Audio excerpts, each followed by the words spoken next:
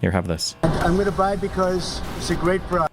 What is the Medhi Hasan, a Republican congressman for Texas, Dan Crenshaw? Well, welcome to both of you. Been looking forward to you two locking horns in a Piers Morgan Uncensored debate, so thank you for both agreeing to this. Medhi, I mean, you've had 50 days of Donald Trump's presidency. How are you coping? How's your spleen? I don't know. I haven't checked my spleen. It's not great. I think those of us who warned that Trump would be chaotic, Trump would be corrupt, Trump would be autocratic. I think even those of us who warned that for much of last year have been surprised by just how corrupt, chaotic and autocratic he's been. I don't know if we're going to talk about what happened in New York on Sunday. That was pretty shocking with the detention and disappearance of a lawful permanent resident. Yeah, we will later. All the attacks on the press that you and I have discussed. You and I have discussed before the attacks on the press. This show is called Piers Uncensored. He's launched an open war on the media, on free speech, and of course the economy now. Again, I didn't predict that 2 months in, Trump himself would be refusing to rule out a recession. I knew he would harm the economy, but even Trump himself can't rule out a recession. So on multiple fronts, the economy, democracy, free press, it's pretty bad. Dan, your response to that? Well, if you're going to accuse somebody of corruption, you might want to give a little bit more detail, right? Or a war. Oh, please, Medhi Hasan, tell me you've read up on anything. Give me more detail. Yes, please. More detail about what? Talk about the Eric Adams stuff. That in and of itself is, in my opinion, impeachment worthy. Just right there, if you could connect Trump to it. That was insane. I would say the crypto scam stuff and the connection of weaponizing the office of the presidency for personal enrichment, that's fucking insane, especially when you're like set to vest or your vestment periods are during your administration. That's fucking crazy. 1, 2, 3, would we say any foreign policy stuff? We could go Ukraine, Russia, and the failure to arrive at any peaceful resolution there while also throwing Zelensky under the bus. And the horrible inability to hold back Israel from doing anything, and the fact that Trump has given ultimatums to Hamas that haven't been followed through at all. Everybody sees him as a fucking joke. He managed to piss off the Israelis by sending an envoy down to go talk to Hamas. That was fucking retarded. 1, 2, 3, 4. Was that 4 things? We need a 5th thing. What would be a 5th thing? The illegality of Doge, the fact that Elon isn't even listed as the administrator probably is a liability shield for him. The fact that Elon is starting fights with his other cabinet members. The fact that we had a cabinet meeting with Donald Trump and Elon Musk, a guy who's not even part of the cabinet, not even the official administrator of Doge, talked more than any other cabinet member, every other cabinet member combined at that meeting. The Tesla fucking advertisement that we ran on the White House fucking lawn. While Trump is simultaneously truthing out that he thinks that people should be charged as terrorists if they boycott, and that boycotting should be illegal against fucking. I mean, like, what do you want to talk about? On free speech. I mean, what does that mean? These are just words that actually do have legal meaning, but you don't have. He wants to get into the legality of it. What about suing CNN because Trump didn't like an edit of the interview? What about suing the Seltzer polling company because Trump thinks that the poll was rigged? What about all of the lawsuits that are being settled with Trump by the same people that are now friendly with his administration? Whether that's Elon Musk settling a $15 million suit on behalf of X, whether that was Mark Zuckerberg settling, I think, another $15 million suit on behalf of Facebook, whether that was NBC that was settling a suit for the, what did he even sue them for? I don't even remember what he sued NBC for. Oh, for the defamation claim because the guy said that he raped somebody, which he did, but because Trump said, well, he wasn't charged technically with rape, it was something else, and because it was a civil thing, that counts as defamation. What do you want to talk about? And this is just on like the past month and a half. Any legal arguments, so I don't know what you mean by corruption. There's really no evidence of that. War on free speech, there's just no evidence of that. There was evidence of it from the last administration, that's for sure. Please, Medhi, please. Please. I understand, sir. You only have one eye, but how could you be so fucking blind to what's right in front of your fucking face? Hello? Sure. So look, this is Trump derangement syndrome all over again. Yeah.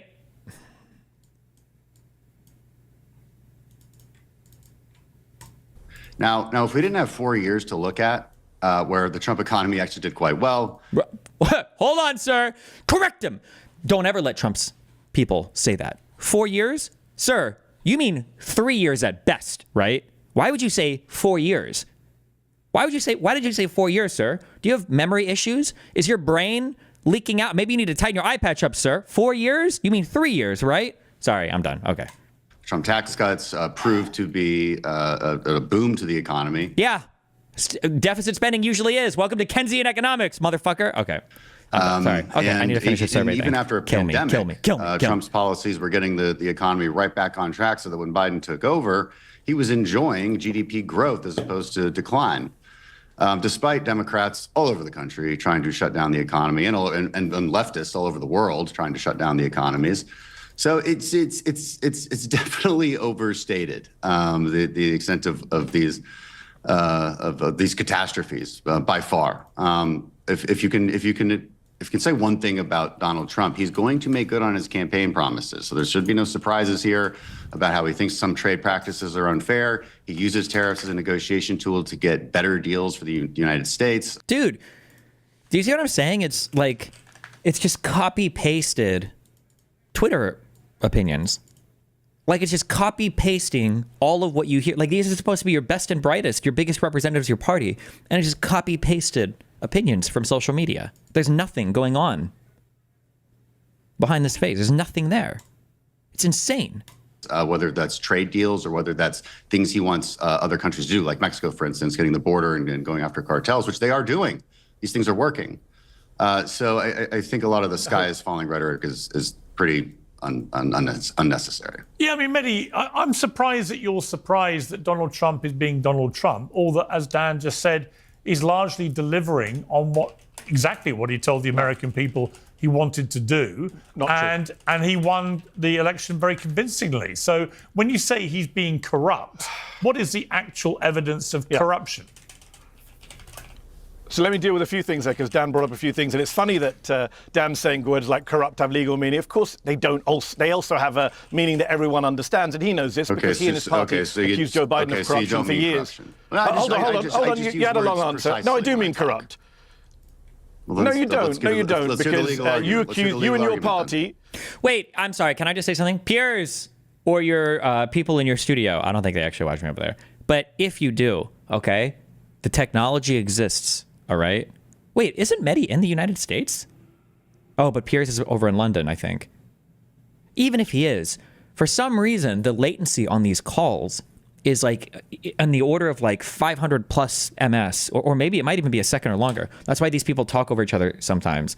There's no reason for this. I don't know what the routing situation looks like in the studio or what, but you're not connecting via like sat phone, okay? Where you're trying to do interviews with soldiers on the ground in Iraq in the years like 2000 and fucking 2, okay? Like, Let's figure this out, okay? We don't need like seconds of fucking delay between these people speaking to each other. Yeah, sorry, it's not 500 milliseconds. I'm thinking video game bad latency, but this is like seconds of delay. It's fucking annoying. Stop. Well, no, you don't. No, you don't. Because you and your party accused Joe Biden of many crimes which you couldn't find any evidence of. You accused all sorts of things about Hunter Biden and corruption, which pale into insignificance with what the Trump family's been doing on the crypto DOJ front. Did. Hey, dipshit. Did you lose an ear too? Can you listen to him? Can you let him finish a fucking sentence? The case against Hunter Biden. What are you talking about? Piers just showed an intro.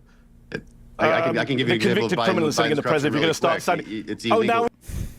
Piers, can you moderate?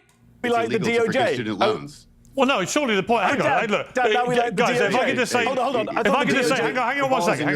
Guys, I would simply look. Also brought the DOJ also indicted Trump. I would ask you both. The DOJ also multiple. Can I just ask, if you talk over each other, nobody can hear what either of you says. Just to remind you. Well, I didn't interrupt Dan. No, but I just want to say this. But he interrupted me 3 times in my first sentence. Okay, look, just allow each other to respond. Because you acknowledge, because you pointed at me.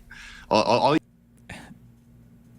you asked were a simple question. What are the legal charges of corruption against Donald Trump? Go. I didn't. What are the legal charges of corruption? Well, hold on. We've got however many felony charges in New York State that he was convicted on, by the way. That was an indictment presented and approved by a grand jury, presented to and approved by a grand jury, and it went to trial, and he was convicted. So at the very least, boom, okay, there's the 20, 30, 40 felony charges, whatever, right there he was convicted on in New York State. The other corruption charges, well, let's see. We had 2 big federal ones. We had the documents case in Mar-a-Lago, which he corruptly tossed, by the way. And then we had the whole Jan 6 case by Jack Smith, which was also tossed, by the way. And I'm not sure where the RICO charges are at in in Georgia, but there was that as well. So there's 3 different sets of charges, and then you've got one massive set of convictions, and that's just looking at stuff related to his conduct as president. If you want, we could also dive into the Trump University shit, the civil litigation case for the Eugene Carroll, any other case that he's lost in civil court. I mean, like, what do you mean? Didn't say anything about legal charges. The person No, you should, though. But you should bring up legal charges because he's lost there as well, in front of a jury, okay? He's lost there as well. well, there are many legal charges against Donald Trump. He's using the DOJ to make them go away, as you know, in a corrupt fashion. Yes. Piers showed us a clip at the top of the show. I don't think an American president has ever done what Donald Trump did yesterday. His top donor gave him hundreds of millions of dollars during the election. The New York Times is reporting that he just gave another $100 million to Trump political operations. And the president went out on the south lawn of the White House and turned the White House into a car dealership so he could help his top donor sell cars. I mean, that is astonishing on multiple levels. I've criticized Republican presidents in the past. I can't think of a single Republican president who's done something that so corrupt and pathetic on Musk's behalf, by the way, but corrupt on Trump's behalf to do that for a donor, to sell cars on the White House lawn, to put out tweets saying, I'm buying a Tesla. Yeah, for your top donor. If Joe Biden had done it, you would be screaming from the rooftops, as with your party, you'd be filing articles of impeachment. So give us a rest on the kind of patronizing stuff about exact language. Corruption is exactly at the core of this Trump White House. Look at the crypto money. The guy is running. The guy just pardoned a crypto guy who the DOJ was investigating, who's put money into the Trump family crypto scheme. We could go down the list of all the various corrupt things he's done. On free speech, by the way, he's called for multiple journalists to be fired. Presidents shouldn't be calling for columnists. Do you support him calling for Eugene Robinson to be fired? Do you support him suing polling companies for not liking the polls? That's just... Do you support him calling for MSNBC to lose its licenses because he doesn't like it? I mean, this is absurd. No president has gone around and attacked journalists in the way that Donald Trump and Elon Musk have attacked journalists. Well, the biggest top guy in your... Oh, I'm sorry. I thought this was a one-on-one debate with Piers moderating, but Piers can't help himself. Piers and Medhi go at it, okay? These bongers, they bong against each other. They feed off the bongness of each other. And it's fun watching them go back and forth. But right now, don't be a shield for Crenshaw, okay? Well, actually, before I go to Dan, hang on, Medhi, don't just keep talking. Before I go to Dan, I'm going to finish my point. The president... I'm going to finish my point. Elon Musk called for CBS journalists to be locked up in prison. Does Dan Crenshaw support the locking up of my fellow journalists? All right, I'm going to come to Dan. I'll come to Dan now. I don't even remember Elon saying that, but political... Oh, I don't remember. Oh, they all watch it. They know it. I've got you. I got the playbook for you guys, okay? If there's a thing that's indefensible, just say you haven't heard of it. That's boom. Easy. Just say you haven't heard of it. I've never heard of that. I didn't know anything about that one. That's it. You got it. That's the key. That's the key. First of all, well, he did say it. Whether you remember or not is irrelevant. He said it, Dan. I don't remember it. That's going to be your defense. He said it. Well, he's the head of your government right now. He's the top guy. He's a person who has the same rights to free speech as you do.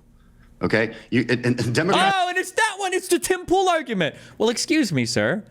If he wants to sue people, and these are like retarded arguments, by the way, right? He doesn't believe this. Crenshaw doesn't believe this. This is the difference between a stupid person and an evil person. He knows, because now what Medhi should write back was, oh, okay, just real quick then, you admit the administration did absolutely nothing wrong with Twitter, right? All the Twitter files didn't show any direct pressure.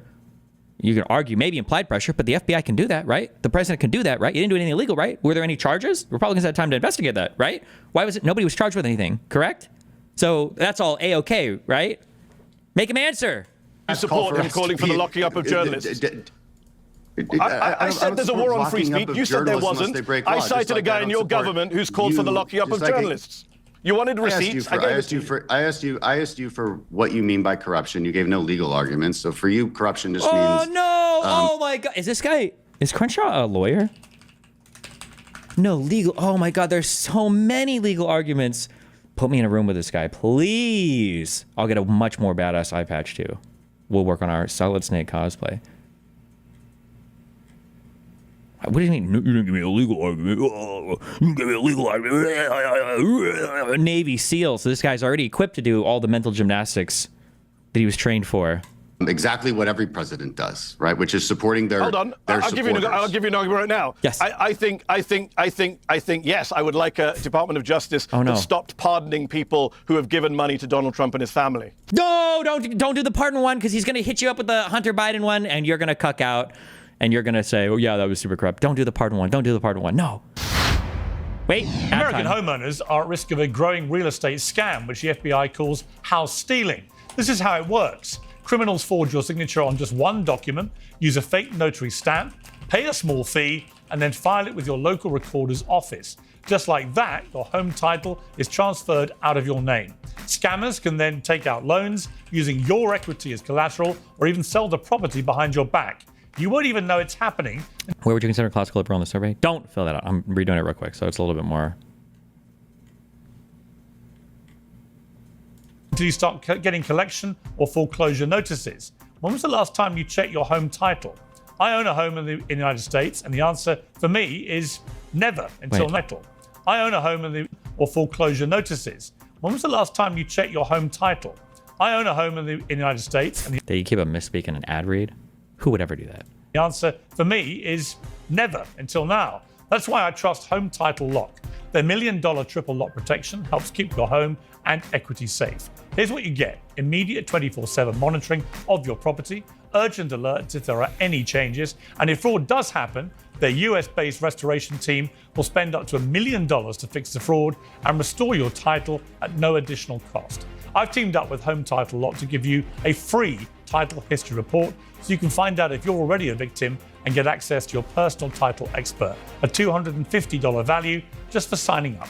Go to HometitleLock.com and use the promo code Piers, or just click on the link in the description.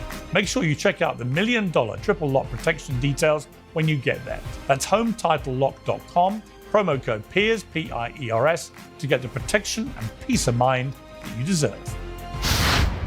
I think that's corrupt. Would you like to stop? Well, would you like to stop Joe Biden also preemptively pardoning? No, don't walk into that trap. There are so many better examples. You can argue it, you can fight it, you can, but it's a way more difficult fight. That's why I shouldn't have brought it up. Fuck, and Piers is the one that brought up the Hunter thing. God damn it.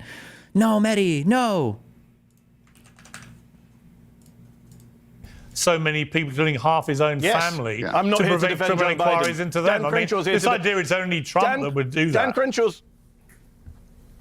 Dan Crenshaw's here to defend Donald Trump. You know, Piers, that I have many criticisms of Joe Biden, and one of them is, yes, his family and Hunter Biden. But what Joe Biden did pales into insignificance with what Trump has done in 2 months. I mean, all right, well, let me ask Dan. Let me ask Dan. Dan, on the Elon Musk role. Elon Musk is an unvetted head of a government department. Okay, let me ask Dan. Dan, when you saw the scenes on the White House lawn there, did you feel entirely comfortable for the reasons that Medhi said? That you've got someone who donated hundreds of billions of dollars, obviously, to Trump.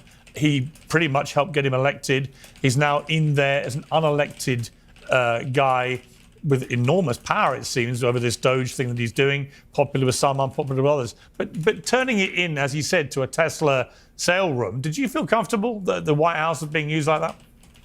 I don't feel comfortable with it. I don't feel uncomfortable with it. Look, first of all, let's say something. Every single person in the administration is unelected, and they have a great deal of power. The only person who's elected administration with it, look, first of all, let's say something. Every single person in the administration is unelected, and they have a great deal of power. I mean, like, what,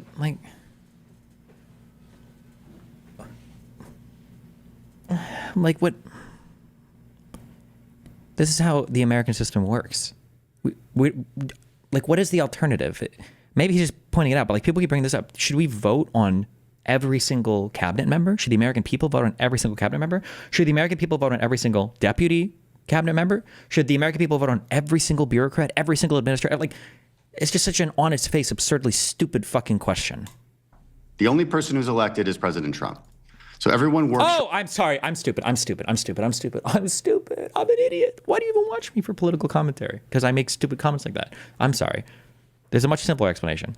The whole Republican Party is bought into the unitary executive theory. That's what he's referring to. Trump is the only elected person, so everybody there is just serving Trump. That's it. My bad. That's what he means. My bad. Obviously, that's what he means. My bad.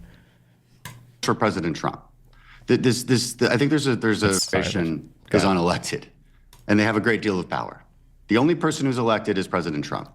So everyone works for President Trump. There it is. I think there's a really strange sort of villainization of Elon Musk. Oh, he has too much power. He has this. He has whatever power the president decides to give him. That's just not how our government works. But I mean, like, I understand. Wait, what was his background?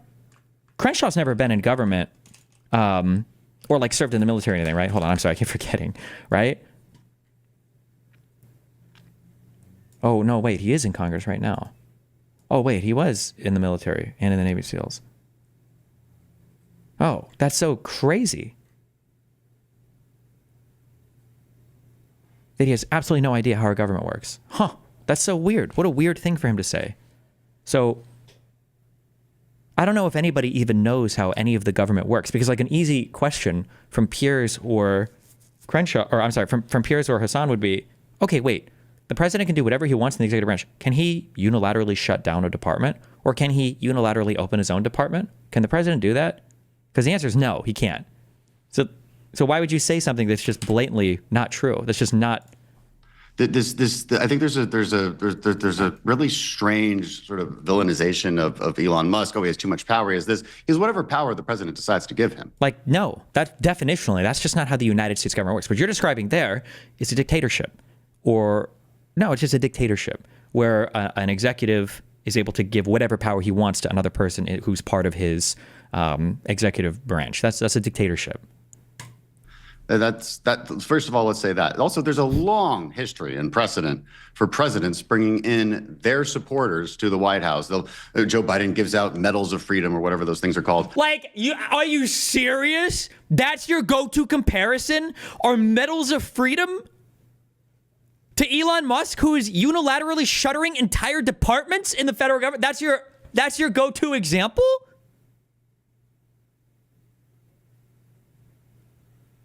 Like, this isn't even like a real thing. This guy's not even, like, I could probably pick random debaters out of my fucking Discord better than this. Like, they're not even trying anymore. It's a joke. They don't even have to try. They're not even trying. To various celebrities who have helped him, to various big donors like the Soros family who have helped him. Oh, make sure you hit all those talking points. How is this any different? Now, you could argue you don't like it or do like it. But there's a ton of precedent for it. Every ambassador let's talk about the ambassador in the United Kingdom. It is every single time. It is not somebody who's been at State Department for a long time. It is always somebody of the president's choosing. An ambassador is just a representative. Ambassadors don't have the ability to do foreign policy directives on their own. I mean, like, they work in conjunction with, I imagine for ambassadors, probably the State Department of State, right? But why are we comparing an ambassador to anything else that Trump is doing right now? That's who it is. It is usually someone who is friendly with the president. Does that make it corrupt?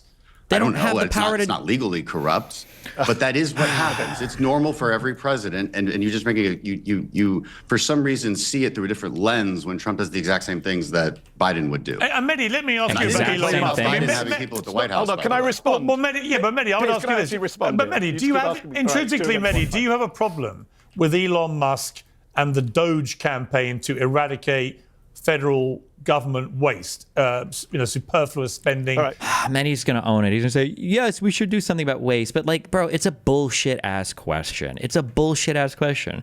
Like, yeah, I guess we should always do something about waste, but that's not what we're talking about here. We're talking about closing whole parts of the government just because they don't like it. That's not waste, fraud, or abuse. What was the waste, fraud, or abuse? You should ask this question. I'm sorry. Okay, we've already basically closed USAID, right? We've already closed USAID. What was the waste, fraud, or abuse that USAID was engaged in? Just one example, because we've closed the whole fucking sub-department or whatever, right? We've closed that entire fucking thing. So certainly there must be a lot of waste, fraud, and abuse that we can speak of, right? So name a couple things. Just one or two things, right? Did you have a problem intrinsically with the concept of what they're doing? So this keeps happening now. Dan says something and then you add something, so I can't deal with multiple things. I'm going to deal with Dan first. Dan says that this is all normal and we have precedent for it. Dan's being disingenuous. Elon Musk is running a government department. He is not vetted. He has not gone through Senate confirmation hearings like cabinet officials and ambassadors. George Soros has never led any kind of government department. If he did, Republican heads would explode. True. He's never run Yep. anything in government. That's true. Nor is Alexander Soros. Musk is literally standing next to the president. He is telling cabinet secretaries what to do. He's attending cabinet meetings.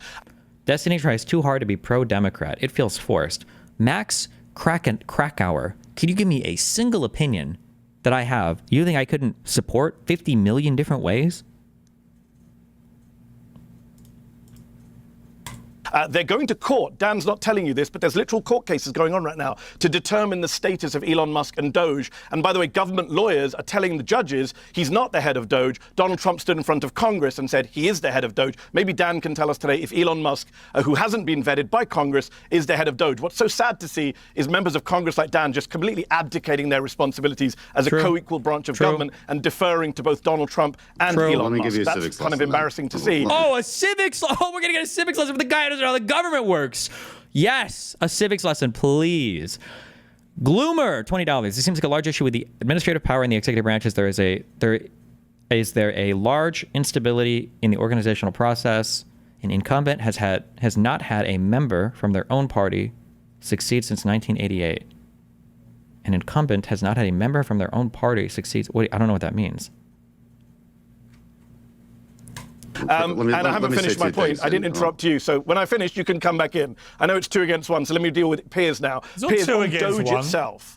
Yes, I have a problem. Well, you're both throwing stuff at me at the same time, so let me deal with them. Yeah, poor me. It's fine. I'm used to it. Piers is asking me about Doge. Let me deal with Doge. Doge is a joke of an outfit, right?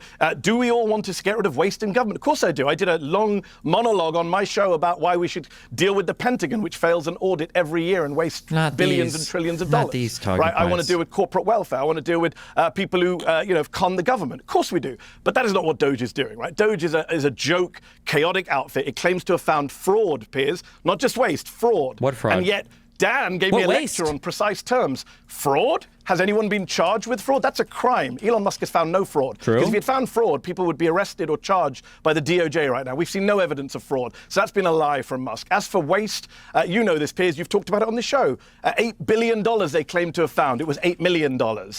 They said they found $250 million of waste at the Social Security Administration. It was $500,000. They triple counted a $665 million contract. The Wall Street Journal, that lefty bastion, has found so many mistakes and exaggerations in what... He means there hasn't been two presidents from the same party succeed each other since Reagan and Bush. Oh, gotcha, okay.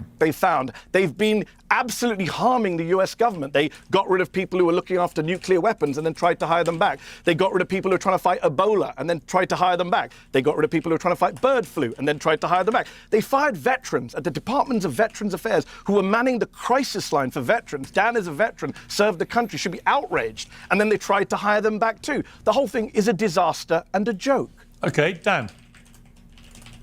I want to say one thing about the having automakers at the White House. You know, in August of 2021, Joe Biden had a bunch of automakers celebrating electric vehicles at the White House. Celebrating electric vehicles because of legislation that he had passed to drive green energy initiatives. None of these people were working in the White House, and none of these people were his personal friend that were donating arguably $44 billion worth, okay, of social media stuff to his campaign. Not even remotely similar. Where are they getting these talking points from? They're all the same. They're all printed. There's so much bullshit. He left out one in particular because he's not a political ally. He left out Tesla, one of the biggest makers of EVs. So again, this stuff happens. As far as like what Doge's role is, and then I want to get into what Congress's role is here. So the president has been very clear. Cabinet secretaries are the ones who actually fire. Doge makes recommendations. That's how they have it set up.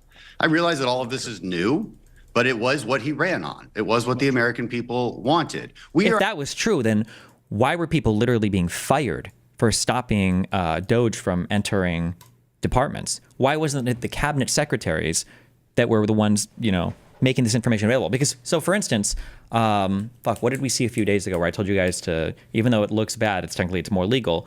I don't remember if it was the Department of Education or another department, but it had said that they were making information available to Doge. Now, we can hate Doge, which we should. We can hate Trump, which we should. But that process was legal, as opposed to Doge just going into these buildings and then with fucking USB sticks running up and down, sucking whatever information they wanted off the drives. That was a way different process. So they have changed it now to be more legal because Trump realizes he's probably been scolded by his legal team around him. It's like, hey, you're making this really hard to defend in the fucking courts, bro. This is new, but it was what he ran on. It was what the American people wanted. Oh, that bullshit talking point too. So if you run on giving every, can you run on illegal stuff and then have the authority to do legal stuff? It doesn't matter what you run on. We are asking questions too, right? We also want to figure it out. It's good. The courts are another co-equal branch of government. that will have their complaints about it. That let's let this process play out, and let us all agree on the fact that there is a huge amount of waste and bloat in a lot of our bureaucracies. We talk about firing a couple thousand VA employees. To put that into context, there's about 480,000 VA employees. 400, like there's a lot. Okay, so we're talking about very small amounts here. They're about to fire another 80,000. We'll see. We'll see. Look, Why make him defend it? Don't say we'll see, because we'll see is just a shortcut to after he does it. Okay, well, it's not a big deal. Defend it now, motherfucker. Make him defend it right now. Don't wait to see if it happens or not. I've used the VA in multiple cities. There is a lot of bloat. There's a lot of people who would. There's a lot of people who work at the VA who would be happy to see half their coworkers fired because they know they don't do anything. Seriously, after all, really? That's what we're going with now too? There's a lot of people who work at the VA who would be happy to see half their coworkers fired because they know they don't do anything. I've heard that from VA employees. This isn't that crazy. He heard it from VA employees. Oh, fuck. We could cut 240,000 then. What do you say? There were 480? We could cut half of it. An idea. The sky is not falling. And then again, these secretaries still have the power. President Trump made that very clear just last week. So, like, we can all take a step back, realize that this is what he ran on. This is what the American people wanted. This notion of Doge and government efficiency is indeed still popular with the American people. There are going to be problems associated with going this fast. Okay. And you're going to have to fix those problems. That's okay. Can I respond? Well, quickly, because I want to turn to other subjects. Yeah, quickly, because this is just supposed to be for me and Crenshaw to talk about how cool Donald Trump is. Clear. Okay, so on Doge, very quickly then, on the Doge issues, I heard Dan say this before, that Elon Musk is not firing people, cabinet secretaries are. Well, that's news to cabinet secretaries, because Sean Duffy at a recent cabinet blow-up called out Musk for trying to get rid of his air traffic controllers, and they had a row about it. So the transport secretary thinks Elon Musk is coming after his vital staff. Sean Duffy at a recent cabinet blow-up called out Musk for trying to get rid of his air traffic controllers, and they had a row about it. So the transport secretary thinks Elon Musk is coming after his vital staff. As they should. They should be fighting about Elon Musk doing illegal stuff that you just said that he wasn't doing, because you just said he wasn't doing it, right? I really don't like this this perverted and queer bastardization of checks and balances and separation of powers. Like, you're meant to break the rules over and over and over again, and then we just see how, like, the corrective process works. Like, it's so stupid. This guy was in the Navy SEALs. If you had a friend point a gun at you and pull the trigger over and over again, you're like, bro, what are you doing? It's like, oh, no, it's okay, bro. He's got the safety on. Like, that's not how that works. Like, in no other world, I don't know why I'm explaining this. In no other world would you ever accept this answer for anything, right? Like, sir, your son got in a huge car accident last night. Yeah. And? What do you mean, and? Are you mad? What do you want us to do or whatever? Like, oh, it's okay. He has airbags for a reason, right? Yeah, that's what they're there for. It's cool. He got in a car crash. I'll buy him another car with even bigger airbags. Like, okay. Well, they're not. They're the ones who are feeling pressure from Musk. Everyone's having to bow the knee to Musk. It's funny. I wrote down this headline from CNN from last week. Republicans push Musk to let Congress vote on Doge cuts. It's embarrassing to see Dan's party having to go cap in hand. Please, Mr. Billionaire, who's not elected to anything, please let us vote on your agenda. As for Doge being popular, the poll out today. As for the poll, hold on, you had your piece. Let me answer, because Piers is rushing me on. The poll out today from CNN shows that the Musk is super unpopular. He's more unpopular than Trump.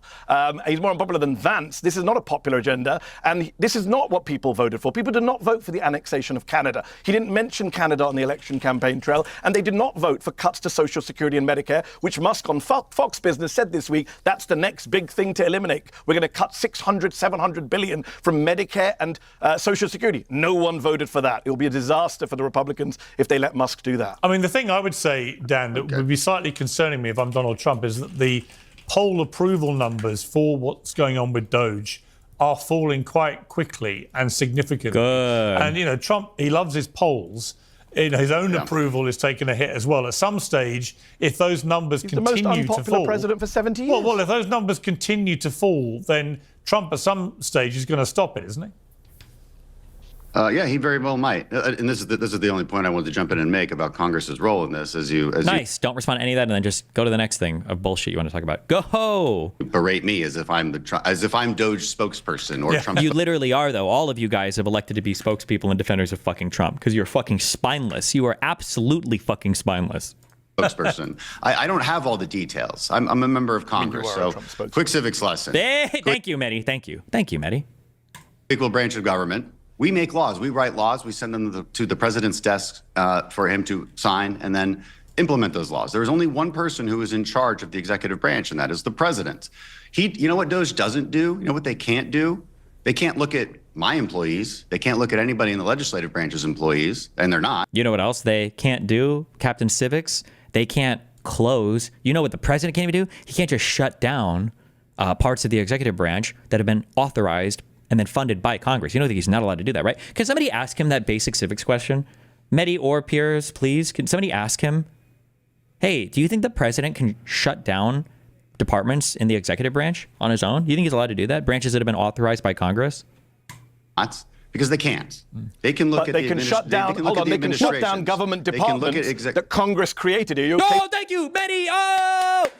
Oh, yes, thank you. Oh, our first real civics question for Dan Crenshaw.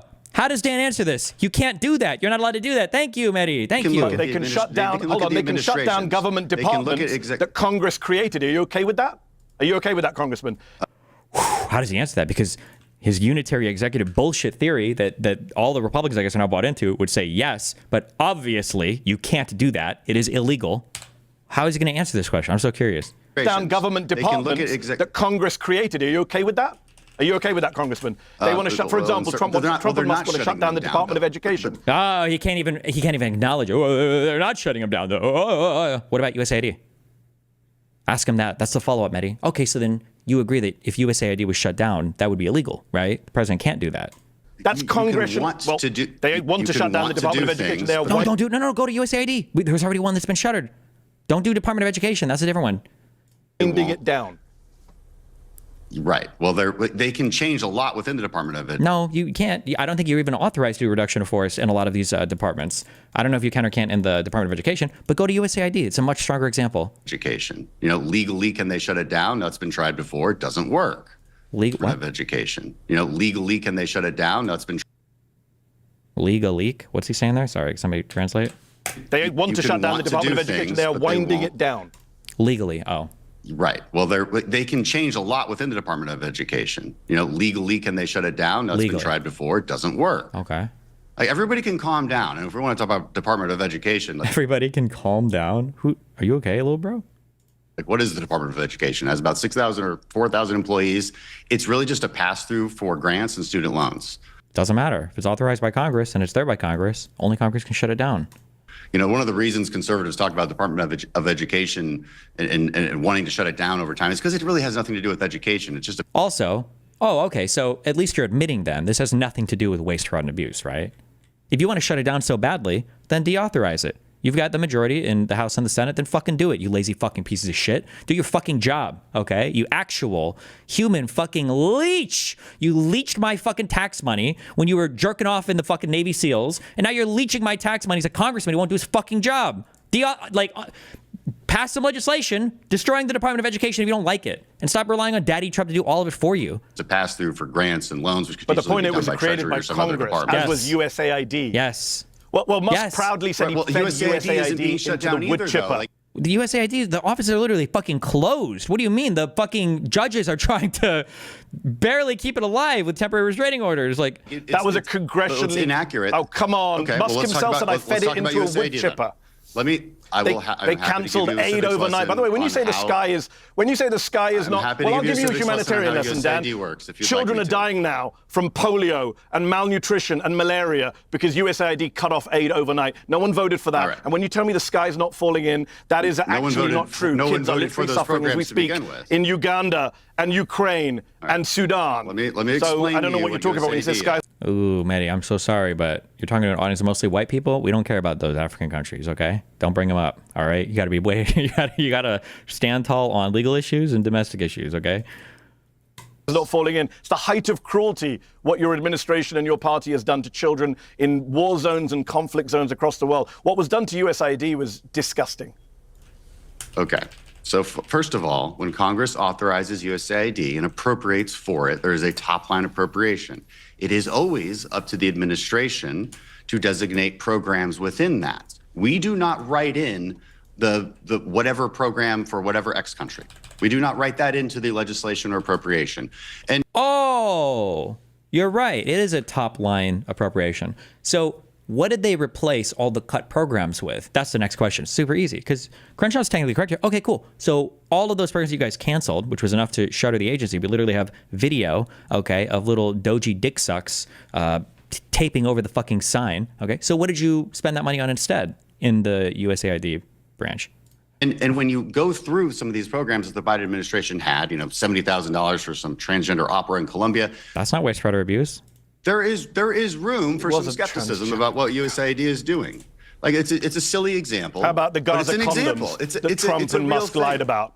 Have they apologized for that lie? How about the Gaza condoms? Some of these. Your administration lied about Gaza condoms. Trump has not apologized for lying. I'm not part of the administration. How many civics lessons do you need?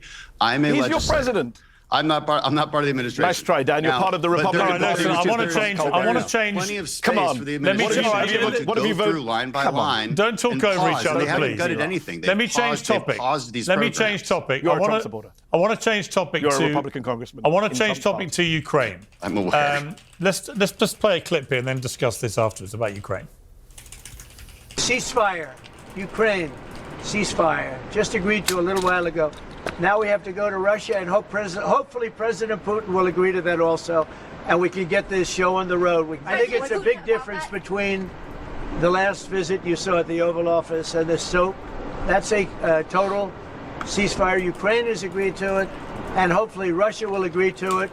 We're going to meet with them later on today and tomorrow, and hopefully we'll be able to wipe out a deal. If we can't, we just keep going on and people are going to get killed. So, Medhi, here's another example, I would say, of where the Trump hysteria doesn't really help anything. Because after the Oval Office bust-up, which for about 45 minutes was perfectly reasonable discussion in front of the media, then it all kicked off, and that was unfortunate. It should have happened behind the scenes.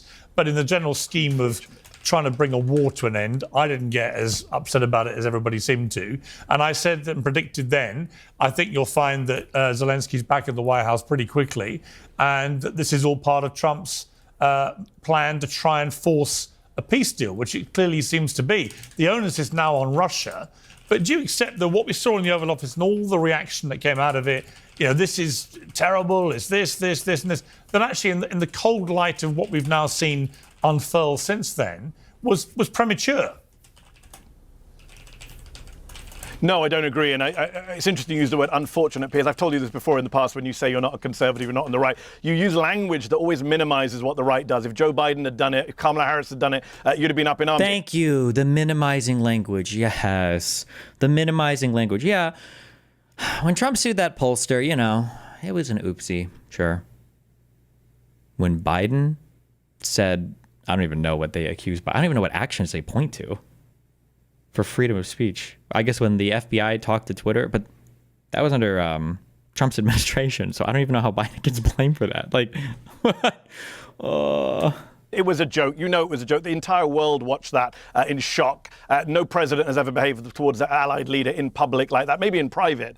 We know what our European allies thought of it. They thought it was a disaster. They didn't think it was just unfortunate. And look, if your argument is bring him to the table, there are other ways to bring him to the table. Yes, because they're our friend, right? Ukraine is our friend.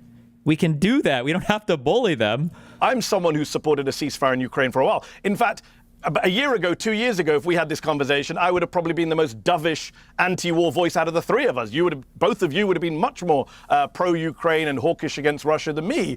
My problem is, while I want a ceasefire and a negotiated settlement, and I've said that since the beginning, even when I was doing my MSNBC show, I wanted it done by neutral mediators who have the best interests in peace. Donald Trump doesn't care about peace. He cares about... When Biden gave a normal speech in front of red lights. Also, remember, just because I'm seeing people say that, I don't know if you guys are aware of this or not,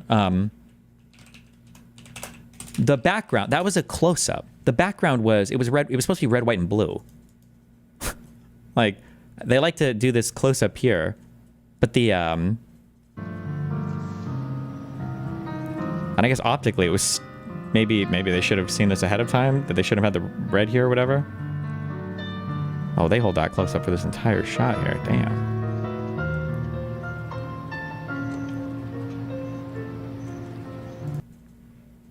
You can see it in the thumbnail.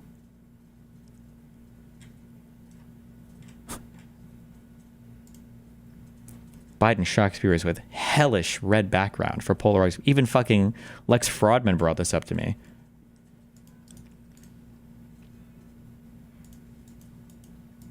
But it was supposed to be like they were supposed to go in with red and blue, but Jesus, this lived rent-free in their minds for years.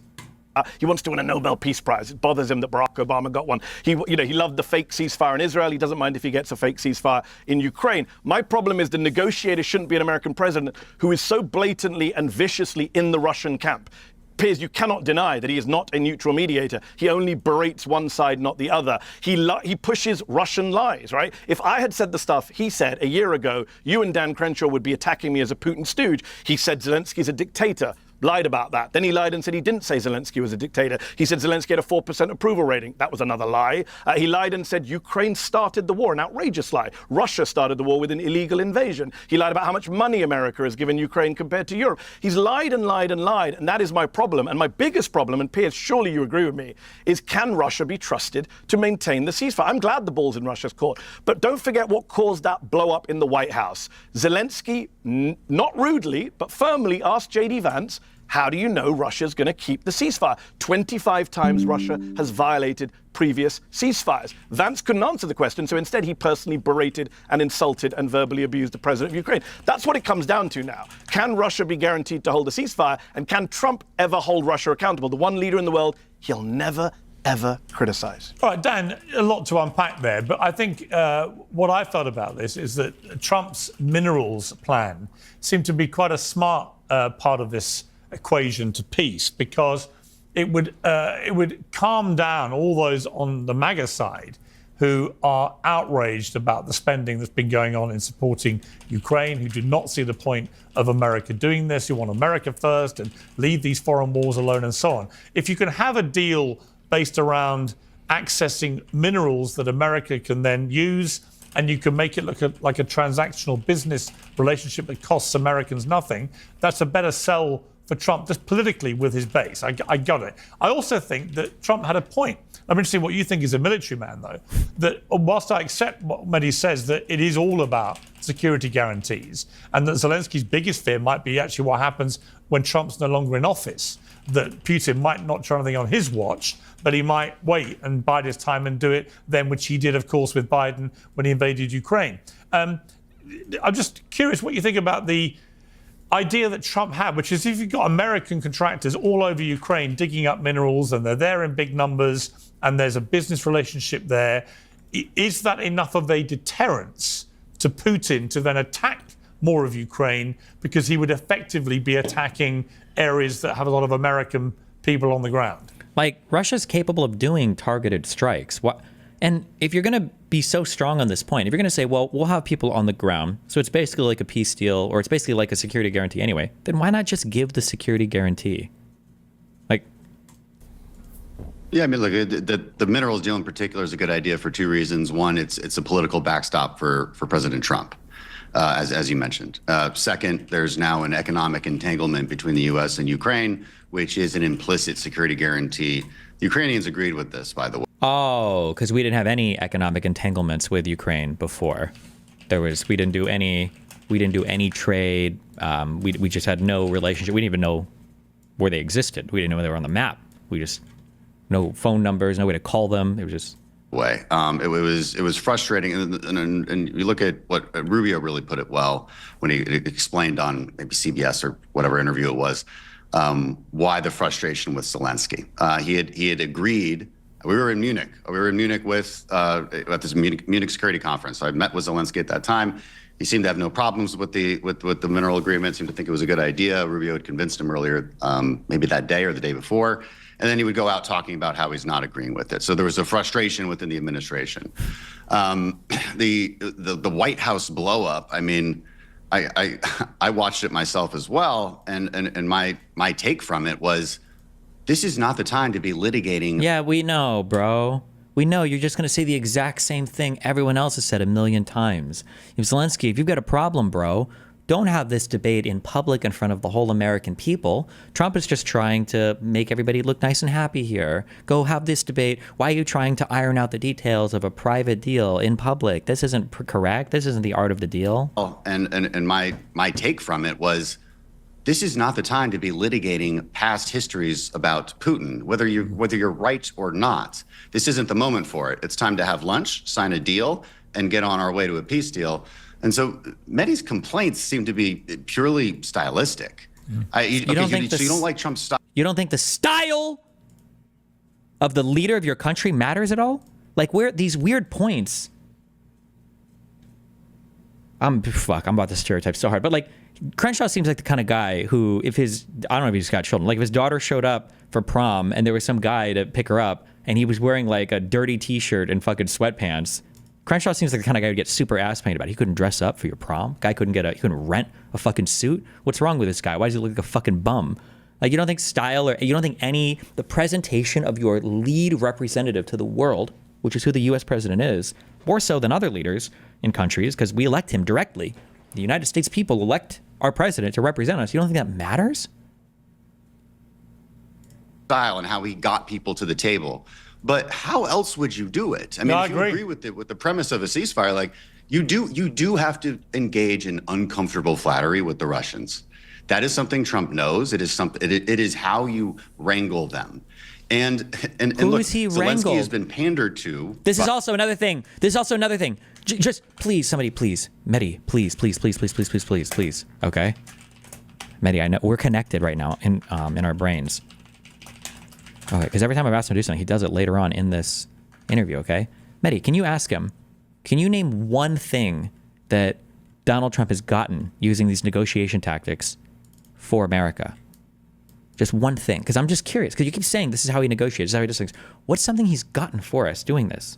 By Europeans, Please. By us for a while. Now, look, I think everything happened as it should happen along the timelines. I think we needed to probably do a lot more than Biden did, quicker and faster aid to defend Ukraine in the beginning. 3 years later, Trump is right. It is time to actually start talking. And regardless of whether those talks have worked in the past. But then you talk about Zelensky wearing a suit and destiny goes the other way. Zelensky wearing the uniform that he's wearing communicates exactly the message that he should be communicating, which has been consistent with other leaders, by the way, in history showing up at the White House. Zelensky is communicating that he is the president of a country at war, which is fine. The clothing style and his presentation publicly is appropriate for that. I'm not saying that every single person should just wear a suit at every single moment in life. It's like saying like, oh, Destiny thinks that a person should dress well going to court, but he didn't give a fuck about this guy who showed up to his roofing job yesterday wearing jeans and a t-shirt. So where's the consistency, Destiny? Hello? Again, that was J.D. Vance's point in the White House. Why are we litigating that? Let's talk about present and future. And that's a very American way of thinking, but it works. And it's not a very Eastern European past. Again, that was J.D. Vance's point in the White House. Why are we litigating that? Let's talk about present and future. And that's a very American way of thinking, but it works. And it's What's a very American way of thinking? That we negotiate deals privately? What? not a very Eastern European way of thinking, right? They think in terms of the 1,000 years of history preceding them. This is the problem in the Middle East as well. What? What? It's like bad racism. It doesn't even make sense. What kind of fucking retarded? Nobody is talking about 1,000 years of history, you retarded fuck. They're talking about 5 years of history, or 10, I guess, if you go back to the Crimean takeover. What are you talking about? And even his fucking Israeli dick suck point here doesn't make sense. 1,000 years history, that's a problem in the Middle East as well. Israel hasn't been there for 1,000 years, you fucking retard. What are you talking about? Of thinking, right? They think in terms of the 1,000 years of history preceding them. This is the problem in the Middle East as well.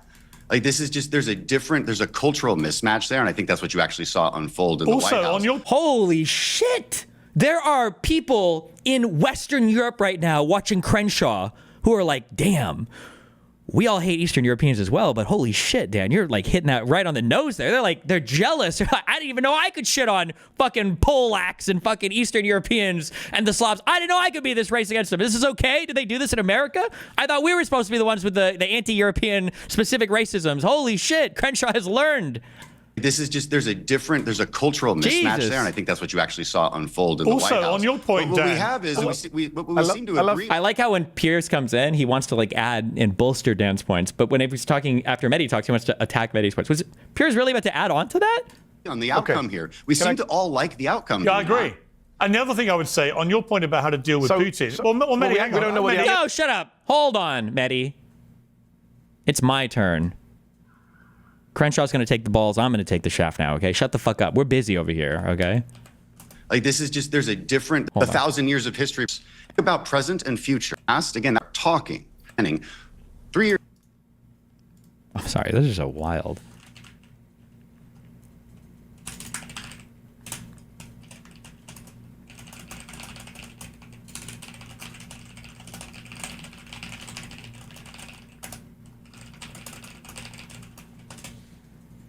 Years later, we're agree on the outcome here. We seem to all like the outcome. Yeah, I agree.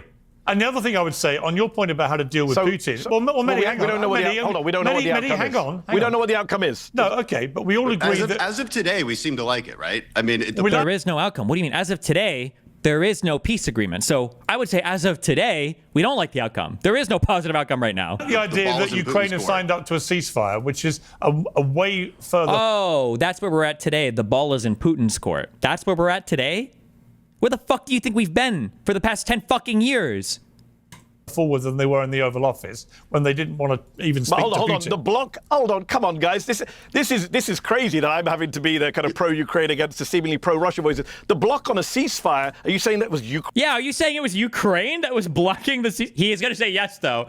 Oh no, Medhi, he's just going to say yes. He's going to say yes. Oh. Ukraine for the last 3 years that's been the only bloc on a ceasefire? Come on. No, I said Ukraine Boris agreed Johnson to a went ceasefire. Ukraine and insisted not to do it. Why are you twisting our words? Oh, our words? Wait, hold on, Piers. I thought this was a one-on-one debate with you, Moderate. What do you mean our words? Are you with Crenshaw here? The idea that... No, nobody said Because that. you're saying that we're in a ceasefire position. Can I finish a sentence? You're saying that Zelensky went to the table because Trump bullied him in public. And by the way, I'm loving this from you two, that this language we're using today to coddle Trump, he's not even here and you're both so worried about his feelings. Trump... Yes, to coddle and to cup and to stroke. Yes. Good job, Medhi. Piers talking about unfortunate. Dan said stylistic. Come on, I have a memory of longer than a goldfish. Barack Obama talked about a reset with Russia. Your party, Dan, went nuts. True. Can I just call They did. They lost their fucking minds. them a stooge of Russia? Medhi, if I may. Hold on, no, I just finished my sentence. I need to be able to actually put a question to you. Yeah, can Medhi speak at all? Hello? One, I haven't spoken about Russia for the last 5 minutes. You both have been speaking. Can I finish one point? Let me just make one point. It's not stylistic. It is Trump being objectively pro-Russia, pushing Russian talking points. Yep. And if a Democrat did it, Dan Crenshaw and you, Piers Morgan, would be all over them and not A say it's Democrat stylistic. literally did it because Bill Clinton, Bill Clinton? You know that, like, time matters. Also, I like how Crenshaw was here. He's like, oh, the problem with Eastern Europeans and with and people in the Middle East is they only think in the past because they're fucking retarded. Apparently, they're not human like us. Okay, all right, that's fine. Sorry, what did you want to say? So when Bill Clinton, the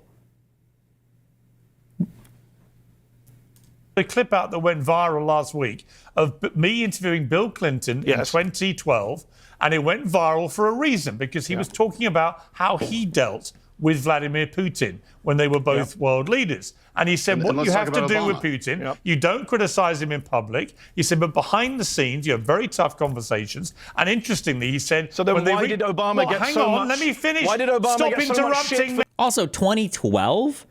I'm sorry, but Clinton was out of office for over a decade at this point. What the fuck are we talking about right now?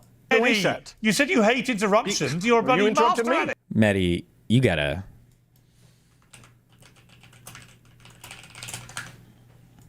Stop interrupting! You interrupted me earlier. Practice what you preach. You interrupted me earlier. Practice what you preach. Well, it's 2 against 1. Can I but that's finish, fine. please, Medhi? I'll wait. Thank you. And he Please, simply your turn. said, that behind the scenes, they had very tough conversations. And I said to him, could you trust Putin if he gave you his word on something? He went, absolutely. He never went back on his word, which I thought was interesting. And I've heard that from other leaders. So what Putin says in public and what happens in public is one thing. What happens behind the scenes with him is another. We don't know what conversations Trump has had with Putin behind the scenes, but we do know he's following the same playbook in public. Because he tore them up. He's following the same playbook in public. He tore up the if you may not interrupt me, please. We do know he's following the same playbook as Bill Clinton advocated in that clip. And Like, there's also, I don't even like history. I don't. I need to go back to saying history sucks, because it does suck. And it's a waste of fucking time because nobody gives a fuck about it at all, okay? You understand that you can't just pull thoughts and opinions from leaders 30 years in differences in time and say, well, this is the same thing, right? Like, I notice this a lot with Israel-Palestine. People will be like, well, you know, can you blame the Palestinians for being mad in a 1948 or whatever, when you look at what was happening in this quote, and the quote will be from like 30 years earlier or 20 years later. It's like, bro, you know that like a lot of stuff is happening in this time frame, right? Why the fuck would you quote a leader about what they thought about Putin in the 8 years immediately following the collapse of the Soviet Union, right? Where the entire world was like a little bit sketched out because nobody knew if the collapse of the Soviet Union was going to mean like insane turmoil all across Eurasia and Eastern Europe. Nobody knew what that was going to look like exactly. The collapse of the Soviet Union was like relatively peaceful. Okay, rest in peace, Chechens and everybody else that got caught up in horrible warfare afterwards. But for the most part, considering what it could have looked like, it was relatively okay. And the United States in the fall of the Soviet Union was probably trying to tread fairly carefully and not look like, oh, well, a unipolar world. One of the fears of a unipolar world where the United States was the only power that existed was that the U.S. would just start taking over fucking everything, right? That was a big fear. It's probably the reason why we didn't kick Saddam Hussein out in 91 after the first Gulf War. Like, oh, wow, the Soviet Union falls. Now the U.S. is in Iraq and they're doing regime change. Well, this is the new world, I guess, without the Soviet Union. This is what the U.S. is going to do. So the idea that you would rip quotes from Bill Clinton, okay, who's the president in the 20th century, and then try to pretend that that's equivalent at all to a post-Russian invasion, to a post-Georgian invasion, Russian invasion of Georgia, Russia, to a post-Crimean takeover, to a post-Ukrainian full invasion. Like, it's just such an unbelievable, it's like a mind-numbingly stupid thing. Like, Piers, do you piss your pants? And he's like, well, no, of course not. That's really crazy because I have a quote from your mom saying that you do piss your pants. Let me read you this quote from your mom in 1964 saying, yeah, little Piers, little Peary, he pisses his pants. Like, well, hold on. That was a long time. Oh, so time changes things? Like, it's just such a stupid, it's just such an unbelievably stupid. He was a Democrat president last time I checked. So there is a strategy they have for dealing with Putin, which may be more effective than simply doing what you'd like everyone to do, which is call Putin a monster. I'm happy to. I think he is a despicable tyrant. He's a dictator. He pretty illegally sure you've invaded called him a monster more than I have, Piers, for the last 4 years. Stop interrupting, please. I think he's an awful dictator. Well, you're giving a speech now, Piers. I thought we were doing a debate You're now giving a speech. You should know all about that, Medhi. But let me finish and I'll come to you. He's a ruthless dictator, to be clear, who illegally invaded a sovereign democratic country. But do I think that Donald Trump has more chance of forging peace here when that war is clearly at a point where it's just going to kill more and more people for very little territorial change? Yes, I do. Far more than Joe Biden ever even looked like doing. And it's also for history, too. Like, can we go... I just want to hear, like, what would you say for World War I, for trench warfare? The sides were moving almost not at all. Should the West have surrendered? Should Germany have surrendered early? Like, for World War II, Germany had taken over, like, the entire fucking continent of fucking Europe, basically. Like, should the United States have not even bothered to intervene? Would it have been a waste of time? Like, we're going to shoot everybody into this fucking beach, like, men literally into the meat grinder? Like, how would you justify any war or any, like, people die in war all the time. It's kind of like one of the things that happens. So, like, just... I don't know why I'm saying any of this. This is fucking stupid. Like, if anybody invades anybody ever, do you just immediately throw down your arms and then you're like, oh, well, fuck, we can't have anybody dying? Like, it's actually just so stupid. It's so fucking stupid. It's so crazy. Over to you, Medhi. No, I don't have much to add other than to repeat my point, which is I'm not for war. I'm the most dovish person on the three of us on this panel. Oh, okay. And I updated the survey. Okay, I made these a little easier to understand. I'm gonna just link it in DGG first. Tell me if there's something. I don't think I need to change any of this, but hold on. I think this should be okay. My point is a very simple political point, which maybe neither of you want to hear, which is that when Democrats are in office, if they ever try and make peace or do deals with dictators, they get attacked by Dan's party and Fox for being soft on defense. We all know this is undeniable. In Washington, D.C., they're called soft, they're called sellouts. Obama was demonized for many reasons, including his Russia reset comments. All I'm saying is the Republicans come into office with Trump, not with any other one, not with Romney, but with Trump. And when Trump does it, they all flip and say, let's have peace with North Korea. What Medhi needs right here, Medhi, your killer example on this, Medhi,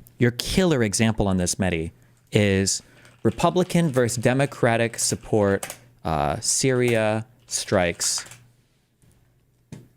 This is one of your killer examples, and it's about the Middle East, which everybody loves to debate over. When we were talking about under Obama doing military action in Syria, the Democratic support was 38% in 2013. And it was 37% for Trump later in 2017. Republicans in 2013, it was 22%. Under Trump, 86%. 86%. Republicans are sycophants, okay? This is not a party that is guided by any kind of moral compass. It's just whatever their daddy says is what goes. It's insane. It's unhinged.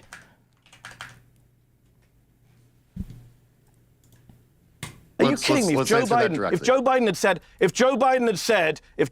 said, I'm exchanging love letters with Kim Jong-un, the Republicans would have crucified him. Everyone here knows. All right. Let me explain to you the difference between rhetoric and actions. So under Obama in 2014, what did Russia do? Very patronizing. Refresh my memory, since you have the memory longer than a goldfish. Oh yeah, they invaded Ukraine. And did Obama give any weapons to Ukraine for self-defense? No. I'm pretty sure he did authorize some of the sales. They like to use this like sheets and something pillows line or some bullshit. No, Trump did. Javelins. And did your party attack him for that? Like, here's the question: why didn't Putin pull out of Crimea when Trump was in office? Because you said that Trump would stop this, right? What would Trump have done to stop Russia from invading Ukraine? I want to hear the answer to that one time as well. I want to hear that answer one time. You said that in office, if Trump was in office, that Putin wouldn't invade Ukraine. Why? What would he have done? And I dare you to try to find an answer to that besides, oh, well, he just wouldn't have because he's scared of Trump. Scared of what? What has Trump done in every single fucking conflict besides run with his tail between his legs? That's what he did in Afghanistan. It was a full unconditional surrender to the Taliban. That's what he did in Syria. It was a full withdrawal and abandoning our Kurdish allies. The only people that Trump seemed to have shown any courage against was to obscure the amount of drone strikes we did against fucking Houthis, okay? They give machine guns to 13-year-old boys, all right? Those are the only people that Trump is brave enough to fucking fight. So show me, where is all this courage that the United States has on the international stage, the stomach for conflict? Where is it?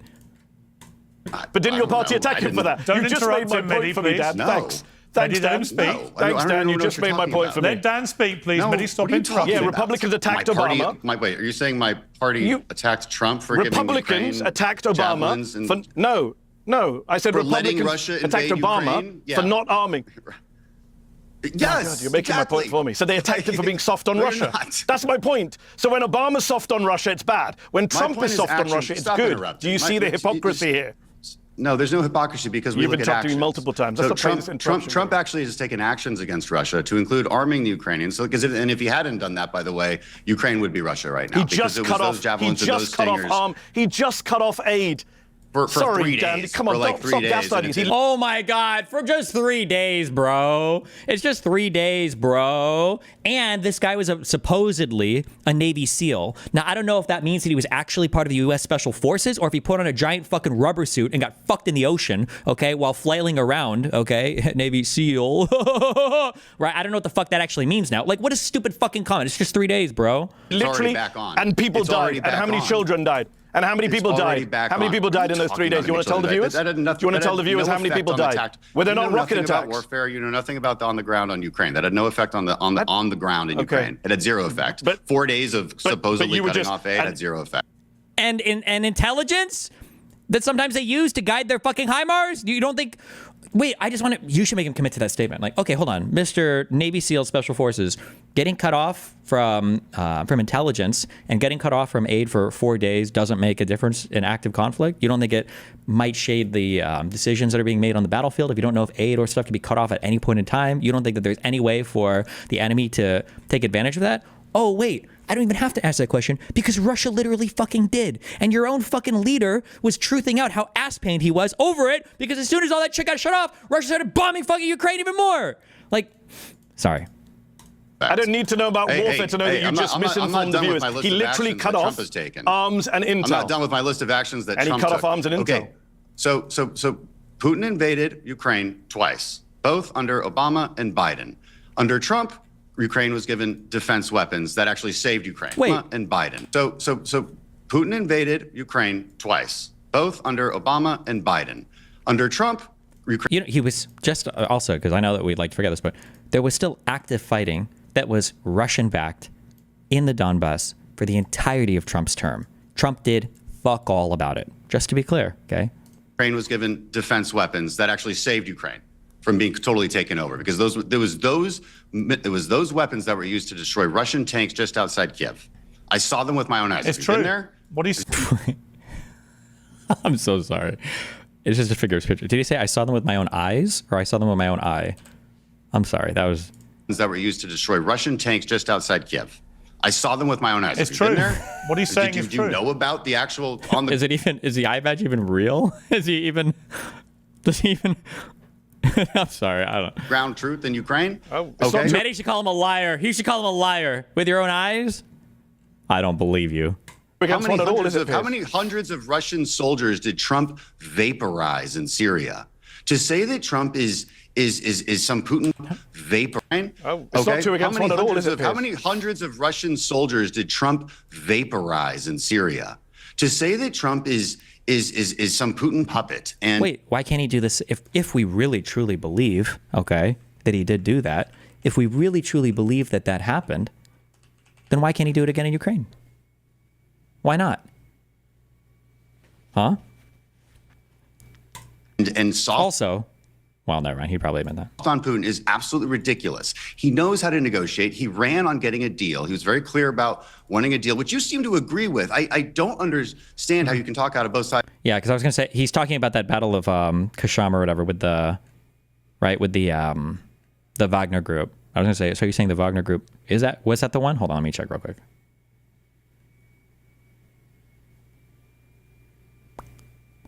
Yeah, I think it was. Also, was it hundreds or I thought it was less than 100, but okay, whatever. Sides of your mouth. No. This is what I mean by your complaints about it seem to be completely stylistic. Like, how are you going to get Putin to the table by beating your chest? I mean, that is... Because we have the biggest chest in the world. We're the United States of America. Why do they take such cucked positions? Why are we so weak? He's talking about Wagner. Is he talking about Wagner's here? He's talking about Wagner's here, yes. Why are we so weak? Why are we so weak? Russia didn't claim them, so technically, well, Russia can't claim them. That's the whole point of Wagner Group. Paramilitary is allowed to operate independently from your country, so it's not actually you, which is also the reason why we fucking vaporize them. That had nothing to do with like Trump's leadership or anything, though. That just had to do with some Russians getting way too cocky on the battlefield. Like, what are we supposed to do as the United States of America? How are we supposed to get to negotiate? You're the US of A. What do you mean, how the fuck are you supposed to? You have every single soft and hard power tool that's ever been available in the history of the entire world at your disposal. What do you mean? Why are you acting like there's no way to bring Putin to the table for anything? That is Trump's argument, and it's a sensible one. And he also has to get his allies in order. It's a very So we've got the French, we've got the English, who are willing to put peacekeeping troops on the ground. We are going in the right direction here, where the Europeans are understanding. The French are great on We're leading literally on this. I have to losing give them allies credit on the for it. rest, but okay. You're not losing allies. America's not losing any allies. We're not losing any allies. We're You're in making denial, them stronger. Piers. You're in denial. Do you see what I'm saying? And also about like the two separate realities. Somebody asked, I think yesterday or the day before, how do you merge our realities again? You can't. One has to be utterly destroyed, and it will at some point.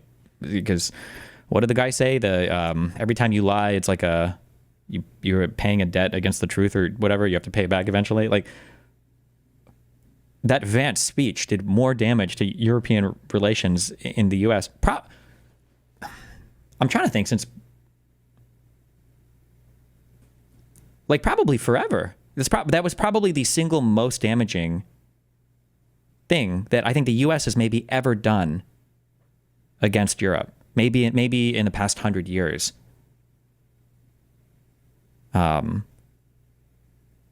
Iraq? I mean, Iraq was a foreign policy plunder, but in terms of damaging our relationship with Europe, no, I don't think so. No. That the Vance speech was more, people after Iraq weren't saying like we need to abandon the United States. They're not the leader of the world anymore. We can't do anything with the United States. That wasn't the case. Iraq was bad for sure, but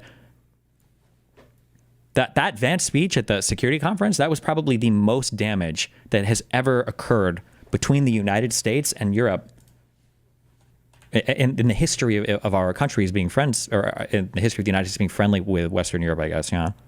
Not losing any allies. We're not losing any allies. You're in denial, Piers. stronger. You're in denial. Well, the British Prime Minister has made it clear in the last few days that the relationship has never been stronger. Met with senior advisors. And by the way, all that's happening, all that's happening is that European countries two of you just are shouting finally. at me. All right. It was my show. European. I think every viewer can see the two of you. Mehdi, sometimes you forget you're on my show when you do this. If I'm on yours, you can dictate it any way you like. I love it.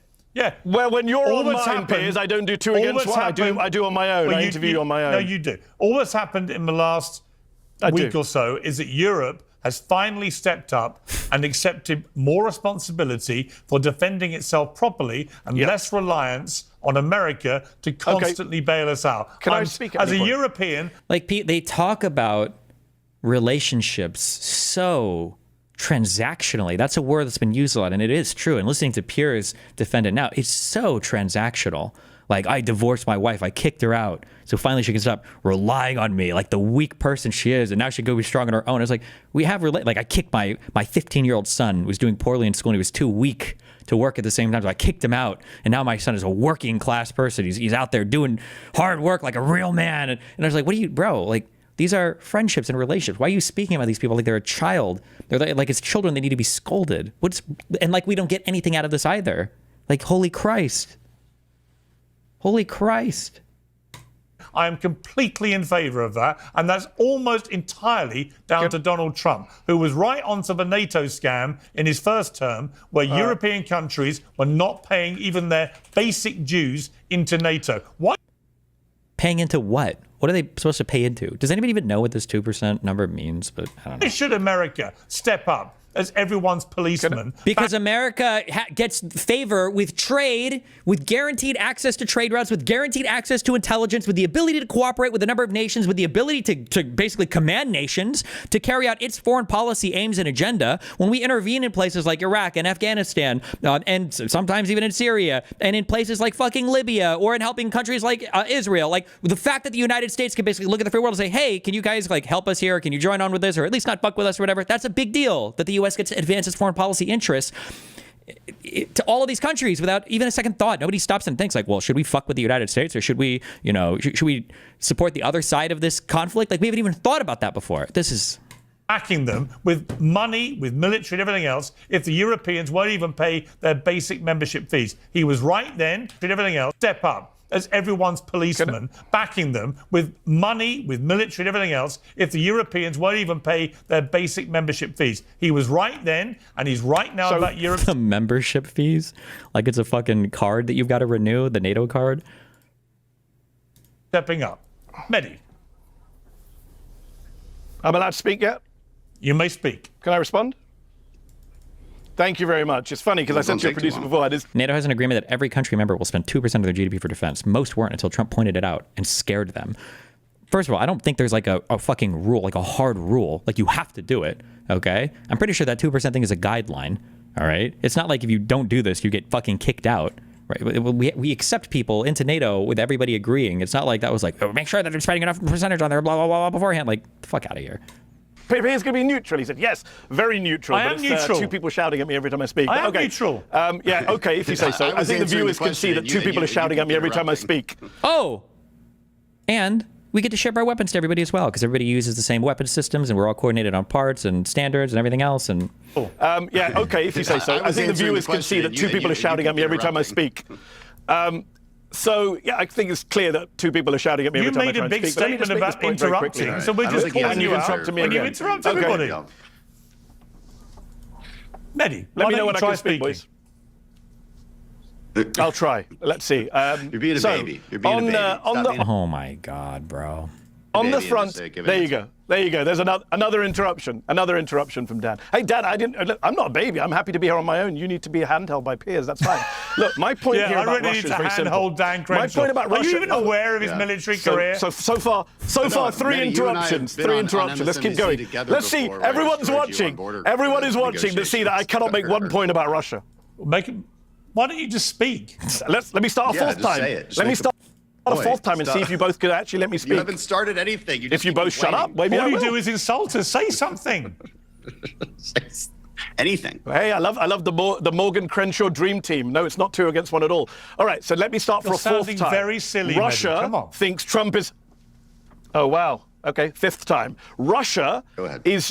has openly said that Trump is aligned with our vision, right? Russians are the ones saying they love Trump. The Russian media loves Trump. The Mueller report made it very clear that Putin always wanted Trump to win and in both elections. So let's not get lost in Trump. Trump called Putin a genius for invading Ukraine in 2022. And yes, the invasion happened on Biden's watch, but Zelensky himself will tell you, you've both met Zelensky, I haven't, he'll tell you that thanks to Joe Biden, Russia wasn't able to completely destroy and wipe out Ukraine in a matter of months or weeks, as some people thought he would, including American generals wrongly. So it's absurd to say Joe Biden didn't support Ukraine for the last few years. Of course he did. And yes, we all want peace, but I don't trust Trump. If I'm wrong, I'll come back on this show and I'll say to you all, you guys were right. Trump got peace in Russia and Ukraine, and it sustained, and it was a durable, real peace. And I will come back in a year or 2 years. And I will write say it down, now, Trump will deliver peace in Ukraine. So we'll see. We'll have the same three of us. Okay, good. Okay, and let me finish my... Mehdi, you shouldn't make this deal that he'll get peace. You should say peace with some type of Russian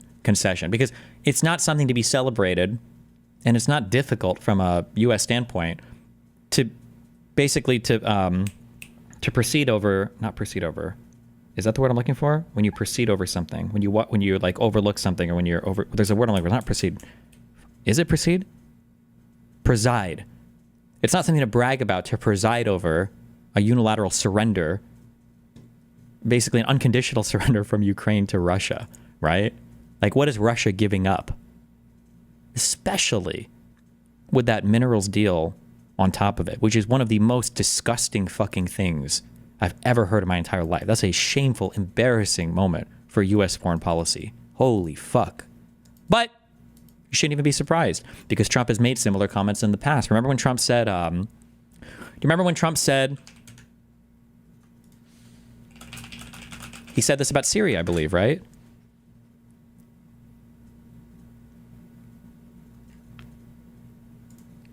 Donald Trump sat down with Bill O'Reilly on the issue of foreign policy. This is like the lightning round here. You just tell me how you're going to solve these problems. ISIS. How are you going to defeat ISIS? I would hit them so hard. I would find our proper general. I would find the Patton or the MacArthur. I would hit them so hard your head would spin. Now remember, and I sent you the document, I said in 2004 we should not go in and do that whole thing with Iraq. It was a disaster, because I said that Iran will take over and it'll totally destabilize the Middle East. But there's nobody bigger or better at the military than I am. Are you telling me you're going to send American ground troops into Syria? I'm not telling you anything. And the reason I'm not is because if I run and I win, I don't want them to know the game plan. Okay. Let me But just you say have something. to, if Bill, you want to hit them hard, I'm probably going to have to say I have a way that would be very effective with respect to ISIS. But when I watch Obama get up and talk about, in 2 weeks we're doing this, and in 3 weeks we're doing that. Put American ground troops in to chase them around? Take back the oil. Once you go over and take back that oil, they have nothing. But how do you take it back? Right, you have to go in. You have to go With in. ground troops? Well, you bomb the hell out of them, and then you encircle it, and then you go in, and you let Mobil go in, and you let our great oil companies go in. No. Once you take that oil, they have nothing left. That's what he said. He said it about Syria, so it's not surprising that he'd do it with Ukraine. They're all enemies to Trump, to the United States. Every country is just somebody to fuck over in some kind of deal. So it's not really that surprising, I guess, that he's doing it with Ukraine, but like, he said this shit in the past. Right, let me finish. Let me finish the point that I've been waiting. Can I just finish the one point I waited 5 minutes for? Yes. Why don't you make it? Well, I do have a disagreement because I like how Piers is like, Medhi, why do you keep acting like you're getting cut off? Medhi, shut up, Medhi! Why do you keep acting like you're getting cut off so much? Just go ahead and talk. Wait, hold on, Medhi. Wait, Medhi. Wait. Okay, no, go talk, Medhi. Like, Jesus. Because actually, I do think Western allies are reassessing their view of the US, and I think it's absurd to say Wait, how old is this? 22 hours ago? Don't hedge that statement, Medhi. Don't hedge it. I think European allies are rethinking their. No, don't think they are. No, they are. They are. They're talking about it. All of them are publicly talking about it now. That's not like a potentiality. That's the thing that's happening. Because actually, I do think Western allies are. And it started, funnily enough, under Trump as well.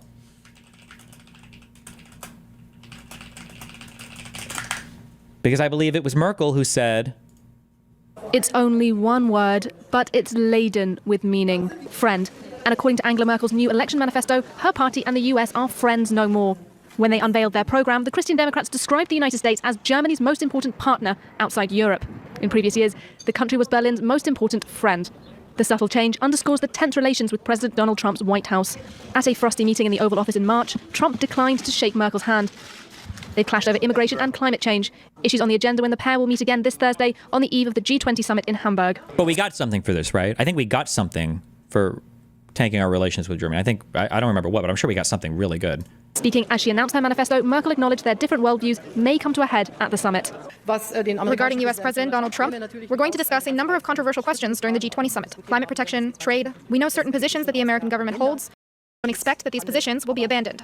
Once the G20 is over, Merkel will return her focus to domestic issues ahead of the September vote, where she's expected to be re-elected for the fourth time.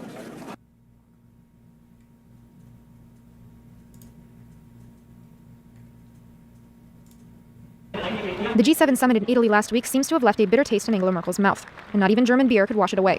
At a campaign rally on Sunday, the German chancellor revealed her vision for Europe's future. The times in which we can fully count on others are to some extent over, as I have experienced in the past few days. That is why I can only say we Europeans must really take our destiny into our own hands. It's a future without the UK, which has been negotiating its exit from the EU since the end of March. Right. Merkel also suggested that Europe could no longer count on another longtime ally, the United States. At last week's G7 meeting, US President Donald Trump continued to distance himself from allies, particularly on the issue of climate. In an unprecedented move, the US did not sign a joint statement made by all 6 other nations, reaffirming their commitment to fight climate change. On Saturday, Trump tweeted that he'd decide in the coming days whether to pull the US from the Paris climate deal. The US president's apparent indifference towards European allies was... Which I think he finally did when he came into presidency a month and a half ago, right? We left the WHO and the Paris Climate Accord thing, I think, right? ...palpable during his first foreign trip. During a speech by the Italian Prime Minister, Trump appeared not to be wearing a translation device. Earlier in the week, That's because he speaks every language. Gave a speech to NATO allies where he made no explicit reference to the US's support for Article 5, NATO's mutual defense guarantee. For Merkel, that means Europe must now decide how to navigate in the era of America First.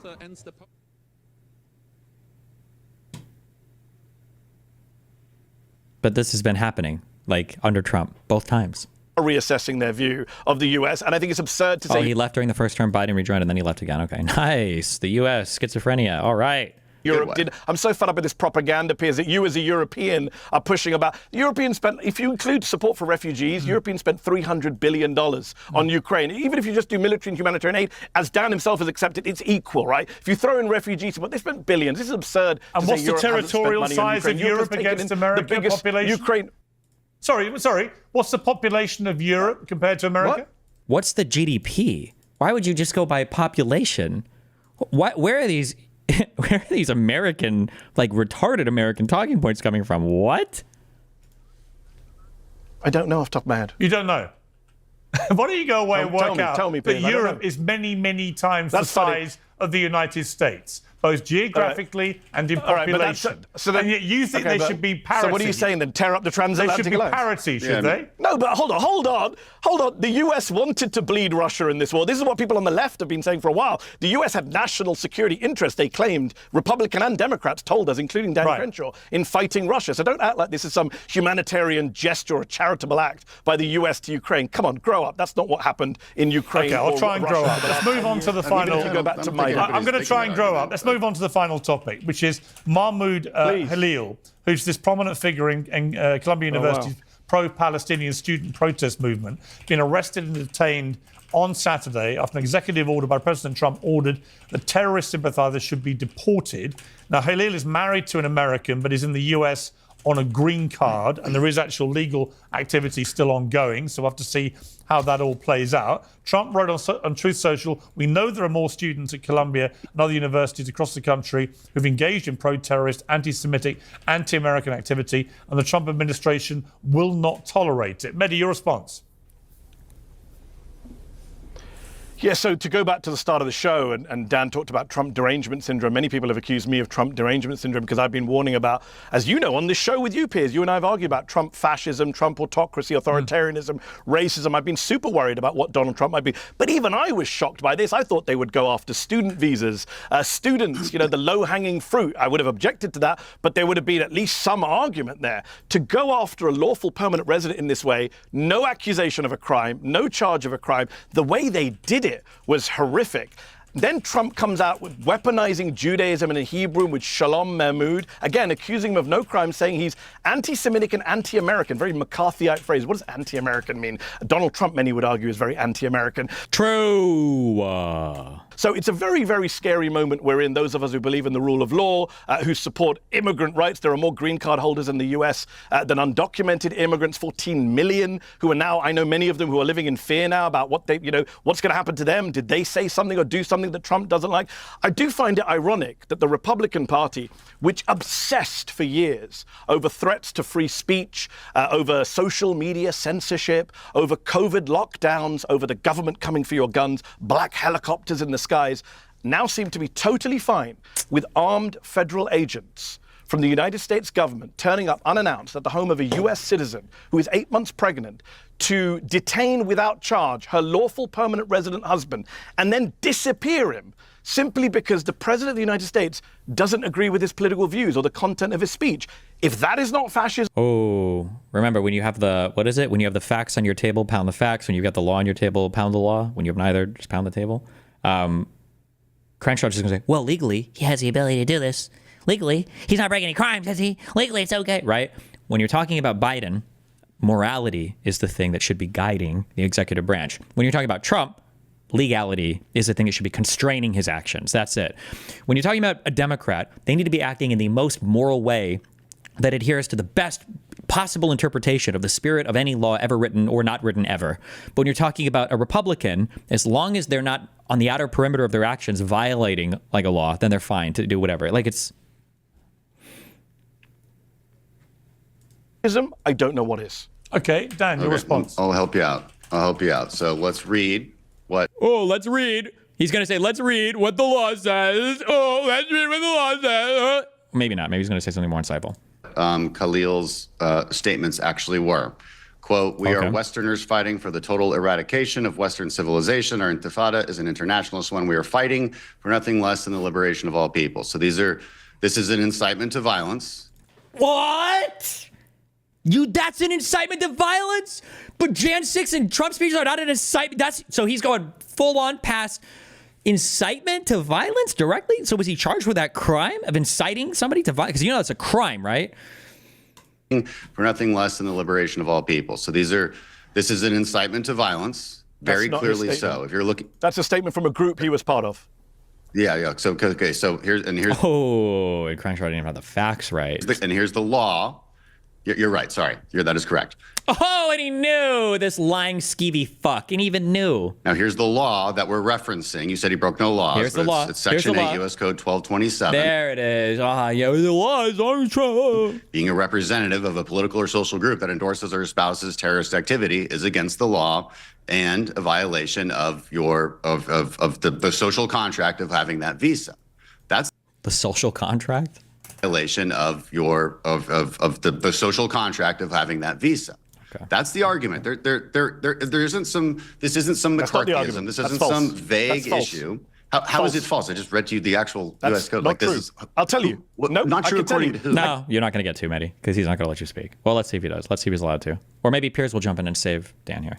I can tell you how it's false because.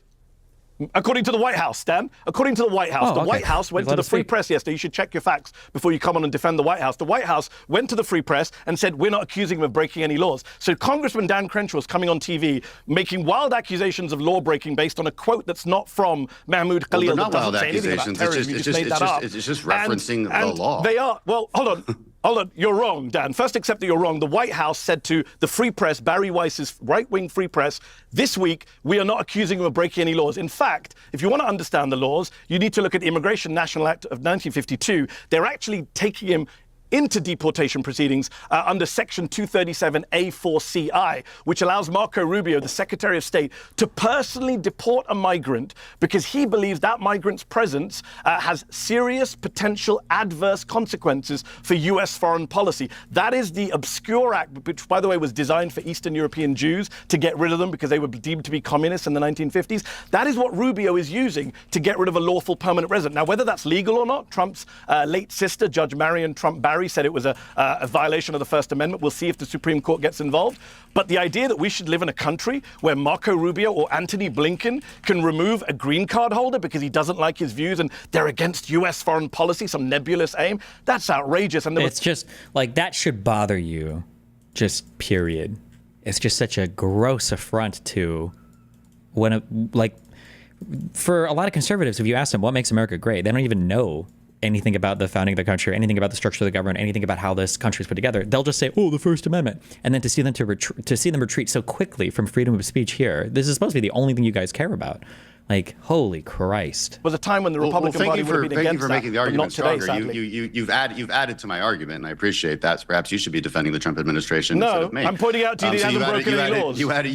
He hasn't committed any criminal violence. He hasn't broken any laws. He hasn't broken any laws. That law, which Rubio is saying. Dan, let me explain it to you again. That law. What's the real answer for what makes America great? Our endless system of appeals. Ha ha ha ha! Isn't that what the guy says?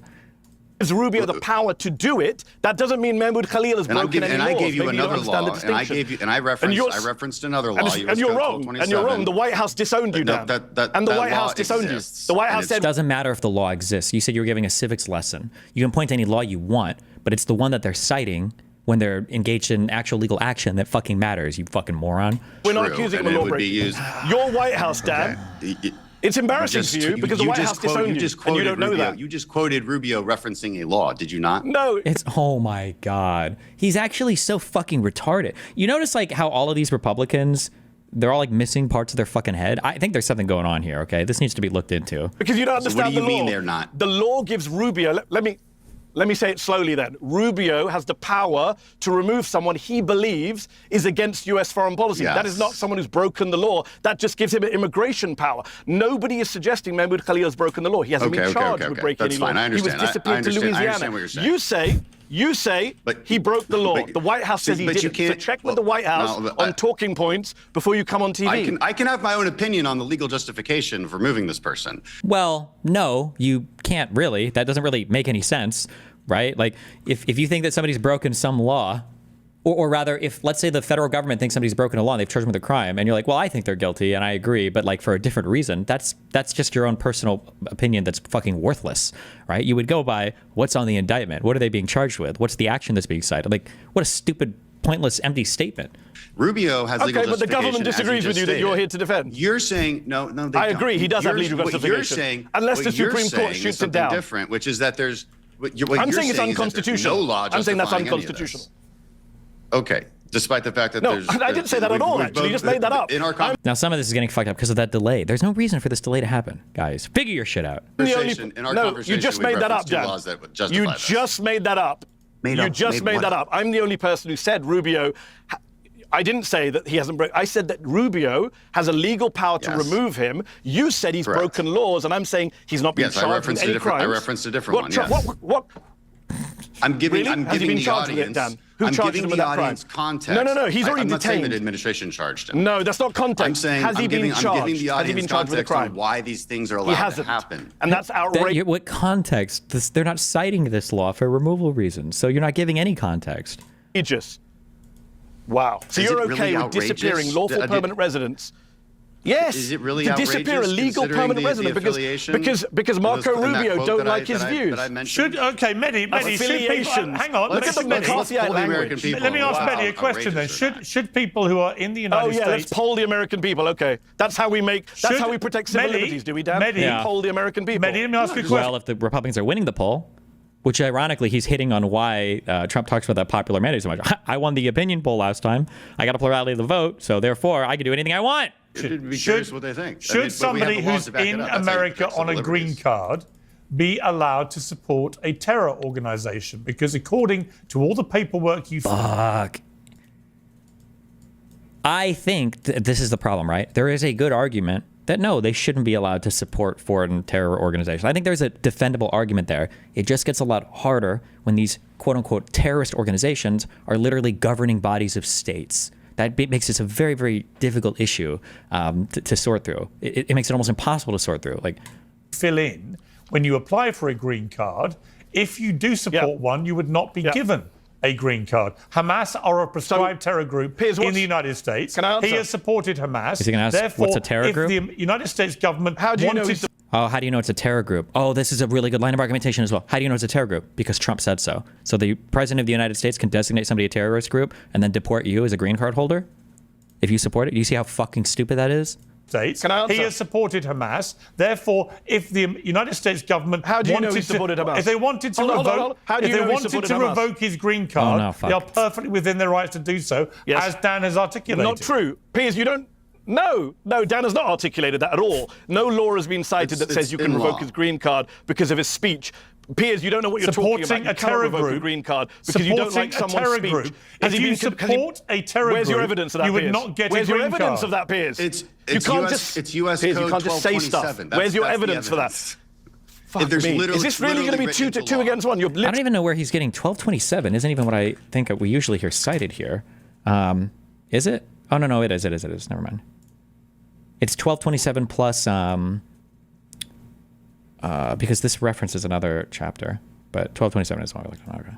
literally both talking at me at the same time. I'm not Two of you speak at one time. I can't Although this isn't even what apparently Rubio is citing. He's citing some other power to remove this guy as well. respond to two of you.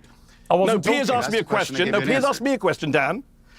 No, Dan. Piers asked me a question. I'm responding to Piers. So if you can hold your point. Piers asked me about withdrawing a green card. I'm telling you, Piers, there is no evidence he supports Hamas. If there was, they would have arrested him for it. They didn't charge him with supporting Hamas. The organisation that he fronts, TV. the organisation that he fronts, actually described October the 7th as so why a haven't they charged victory. him? That you have that right. You have that right. Hello. This is the goddamn US of A. Now we should be standing tall on our First Amendment rights. And Dan Dickshaw over here should be the number one person to do it because he's the Republican. If you want to say that October 7th or 9/11 was a beautiful event and fuck America and all that shit, you have the right to do that. That's your right to freedom of speech in the United States. God bless. They described October the 7th as a victory. That's a speech. Piers. And that's free speech in this country. Maybe you live in Is the that UK and know about supporting the First Hamas Amendment or in this not? country. Yes. It's offensive. Is it, Yes. It's is it offensive. supporting It's Hamas? not a crime. Is it? If you say No, the October quote- the there's a 7th is a reason I victory, and read I have that. not seen a quote There's from... a reason I Hold read on. the quote that I There's, read, because by the way, it's an Piers, incitement it's to been violence. 4 And days. there's It's a been line. 4 days. And it's not Yeah, from him. what's that line called? Dipshit? Brandenburg is the line. And that isn't even close to crossing the fucking line. It has to be, the person has to knowingly, like, they have to be aware that there is the likelihood of violence occurring after they call for something, and then there has to be like a proximity in time and place. You can't say like death to the West, fuck the West, and call that an incitement to violence. That's not that wouldn't count at all. That doesn't even come close to passing the threshold for incitement to violence. There's a very high bar for that, which these guys all know. And I bet I'm curious if this guy's ever even said Brandenburg because of defending Trump and his January 6th shit. Fuck, kill me. Him. Nice try, Dan, but the quote wasn't from him. There's he 4 fronts days. the The US coalition. government and Fox News have had 4 days. To produce all sorts of stuff, video evidence, photographic Okay. evidence. Quote. They've got nothing, which is why Well- they're not charging him with a crime. Well, let's and see. and they're saying he's aligned under with what Hamas. circumstances Piers, can I finish the does- sentence? does a- They're saying does he's an aligned with investigation Hamas. become public You when can't the just say news people are. all of- you don't do that. Should I say, Piers? Piers, you're aligned with Hamas. Should we just throw around accusations? I mean, Well, you need I evidence don't in a front court an of law. That's the last organisation time- that made That's a the last statement. time I checked what America says. No, just to be clear, I don't front an organisation. Unfortunately, Piers, there's free Sorry, speech. just to finish my point, you asked me a I question. thought the show was called Uncensored. It is. You have to let me respond to your questions. If you ask me a question, or Dan, let us respond. Don't just then talk. Let us. I thought you were just the moderator, though. Well, go over I thought it. this wasn't Quite 2-on-1. straightforward. And I would say that I do not front an organisation which has put out statements describing October the 7th as a victory. If you do, you are a supporter of Hamas. Which organisation If is you that, Piers? support Hamas, you are supporting organisation put that a statement terrorist organisation, and as such, you would be in breach. Which organisation put that statement out, Piers? The student group Which organisation that he fronts, whatever Which they're student called. What's it called? Which student group? Whatever the CUAD. Okay, wait, just real quick, okay, because now I'm going to drop my survey. Okay, what are my communities I need to post in? We have my Twitter group, my YouTube, I'll post it, my Discord, and then the 3 chats. Am I missing anything?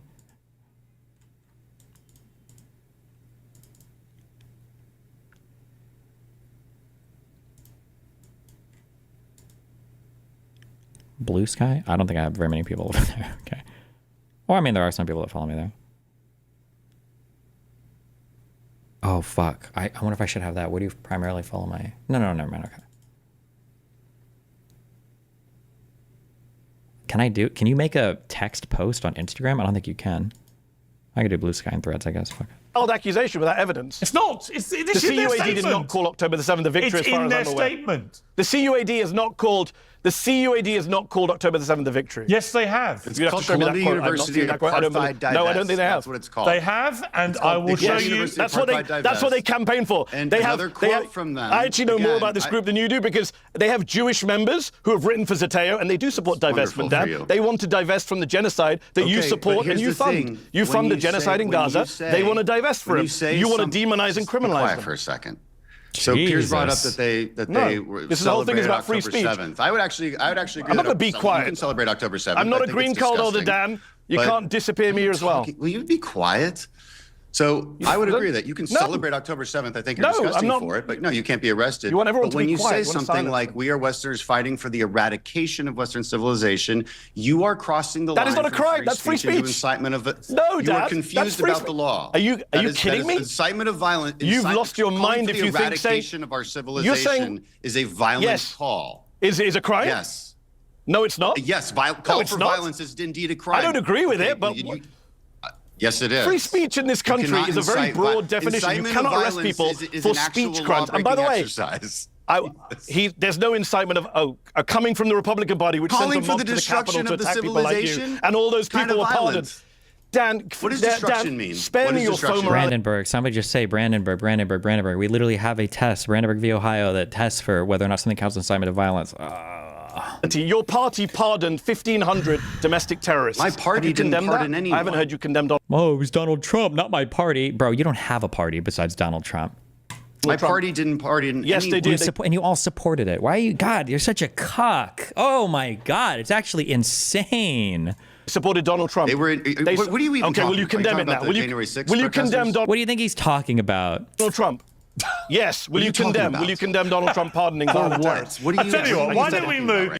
Oh, and Piers won't even let him ask a fucking question and get an answer. Why don't we... Okay, time out. We've run out of time. No. We've run out of time. We've run out of time. Will you condemn? We've run out of time. Why don't we try and end on a point of agreement? Will you condemn? Why don't we try and end? Why don't we try and end where you both agree about something, right? Which is they actually did violence, unlike Mahmoud Khalil, who did no violence. I'm bringing it to an end, but I want to try and end on a point you may both agree about. Okay, hold on. I'm going to use this to take a picture of Funny for an Instagram story for this poll. 1 sec. Which is Dan's ongoing spat with Tucker Carlson. Now, this began when there was you were caught off. You thought you were off camera, still on mic, saying he was the worst person. We've talked a lot on Twitter. If I ever meet him, I'm going to effing kill him. You then said, I think anyone seriously watching and being honest with themselves knows that was hyperbole. You said in private, and no, Tucker, nothing to worry about. I've absolutely no desire to harm him. And then Tucker went on a podcast with commentator Chris Josephs on his podcast, and he said this about you, Dan. Tell us about my all-time favorite member of Congress, Dan Crenshaw. Yeah. So he's a tough one. He's a hothead on Twitter now. He's out of control. Yeah, I don't understand why he's taken this stance a little bit. Because I think his personal life is out of control. Yeah, because he used to be like a right-wing darling. Like he was, with the Navy SEALs, I think early on. Again, not with me. I always thought he was a freak and a warmonger. Really? Yeah. Weirdo, yeah. He's a freak and a warmonger weirdo, but yeah. He's showing it now. Dan, your response to being a freak, a warmonger, and a weirdo? Yeah, well, this is typical for Tucker. Tucker has no actual substance, right? He's been attacking me since 2022. when he became obsessed with me. I live rent-free in that little mongrel's head. And you know, people ask me all the time, like, why does he hate you? And I'm like, you know, the fact that you can't answer that question is indicative of the fact that he has no actual substance. See, I can tell you why Medhi disagrees with me. I can tell you why Medhi doesn't like me. At least he has, you know, I disagree with them all, but at least he has things that he disagrees with me on. Tucker never actually says anything. It's just insults. He'll use my war wound to insult me. He's a weird, bad guy. I mean, and people should not be tricked by his supposed stance against the DC insider elites, right? Because he literally is that. I mean, you know what's on the, and people should know, you know what's on the Hunter Biden laptops? You know what's funny? Emails from Tucker Carlson to Hunter Biden, asking Hunter Biden for help to get Tucker's son into Georgetown. You know, Tucker's a silver spoon-fed trust fund baby, went to boarding school guy. It's just the epitome of the DC elites who pretends to fight against it in order to corner a market in the media. You know, he's begged us to go on his show since that time. We said, look, how about a moderated debate? And he said, oh no, I'm not going to do that. So, you know, he's not, I don't think he's a very serious person. I think he used to be. Don't see that anymore, right? It's like I'm out of control on Twitter because every once in a while I respond harshly to lies told about me. Yeah, I just don't take it lying down. Yeah, that's me. No, I apologize to no one for it. Well, the incredible thing about what you've just been saying is I saw Medhi repeatedly nodding in agreement. So we seem to have reached a point of agreement. Medhi. I mean, I'll say two things very quickly. One is we heard Dan read out a quote from the CUAD, which I don't think is incitement to violence. And then I heard Piers read out a quote from Dan that sounded pretty violent, even though he says he was joking. But on Tucker Carlson, I can't disagree with Dan's assessment. One of the things that really drives me up the wall is this, and I know you had a very chummy sit down with him in Saudi Arabia, but he is the fake anti-establishment persona really does great with me. Well, I like Tucker, and I enjoyed my ding-dong with him over in Saudi. It wasn't by any means a chummy sit-down. If you've watched particularly the one that he aired on his channel, he came after me very strongly about Ukraine, and I gave it back with bells on, which is the part of debate. But we're all entitled to our views, both of Tucker and of Ukraine and of Donald Trump and of everything else. Except Mahmoud Khalil, apparently. And one of the reasons I like you guys coming on Uncensored is because you give me your uncensored views, and I appreciate it. So thank you for agreeing to the debate. I enjoyed it very much. 4 months on from their crushing defeat in the US election, Democrats remain deeply divided on what went wrong and how they can effectively oppose President Trump. Former Obama advisor Van Jones has a blunt diagnosis. Offending most people in the country, calling everybody sexist and racist and transphobic and every other name, and then saying, please follow us. That's not a good strategy, folks. Well, part of the problem is that a majority of voters rejected the whole ideology that goes with statements like this. And it's the same problem that women face, is if you don't know anything about our bodies, you don't know how it works. Mm-hmm. So when you come in and you say, oh, you know, these are men, you know, competing against women. You're assuming that the women are weak and just can't do anything except be here. Have you seen female athletes? They know what they're doing. Oh, Whoopi. That's Whoopi Goldberg explaining that it's feminist to allow men to compete against women because men just don't understand women's bodies. While interviewing Dylan Mulvaney, who was a man until several years ago, on International Women's Day. Sometimes I think we're living literally in a parody life. It's going to be a long road back to the White House if the Democrats continue down these pathways. Well, joining me now to discuss Democrat disarray and much more, Professor Nina Turner, former Democrat state senator for Ohio, wearing spectacular shades, I might add, and the host of Tommy Lahren is Fearless on Outkick, Tommy Lahren. Well, welcome to both of you. Tommy, let me start with you. Does the whole idea of Dylan Mulvaney sitting there on The View... Absolutely no trans issues. Did I do that story correctly? Does that link work?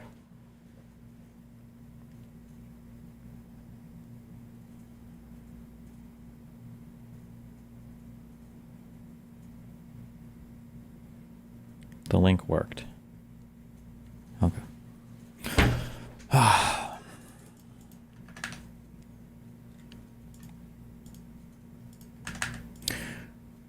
Okay, random question, just because sometimes when I ask you guys random questions, You have the answers, okay? I use I use Dropbox now. Okay. Wait, Instagram link is broken? Wait, does the Instagram link not work?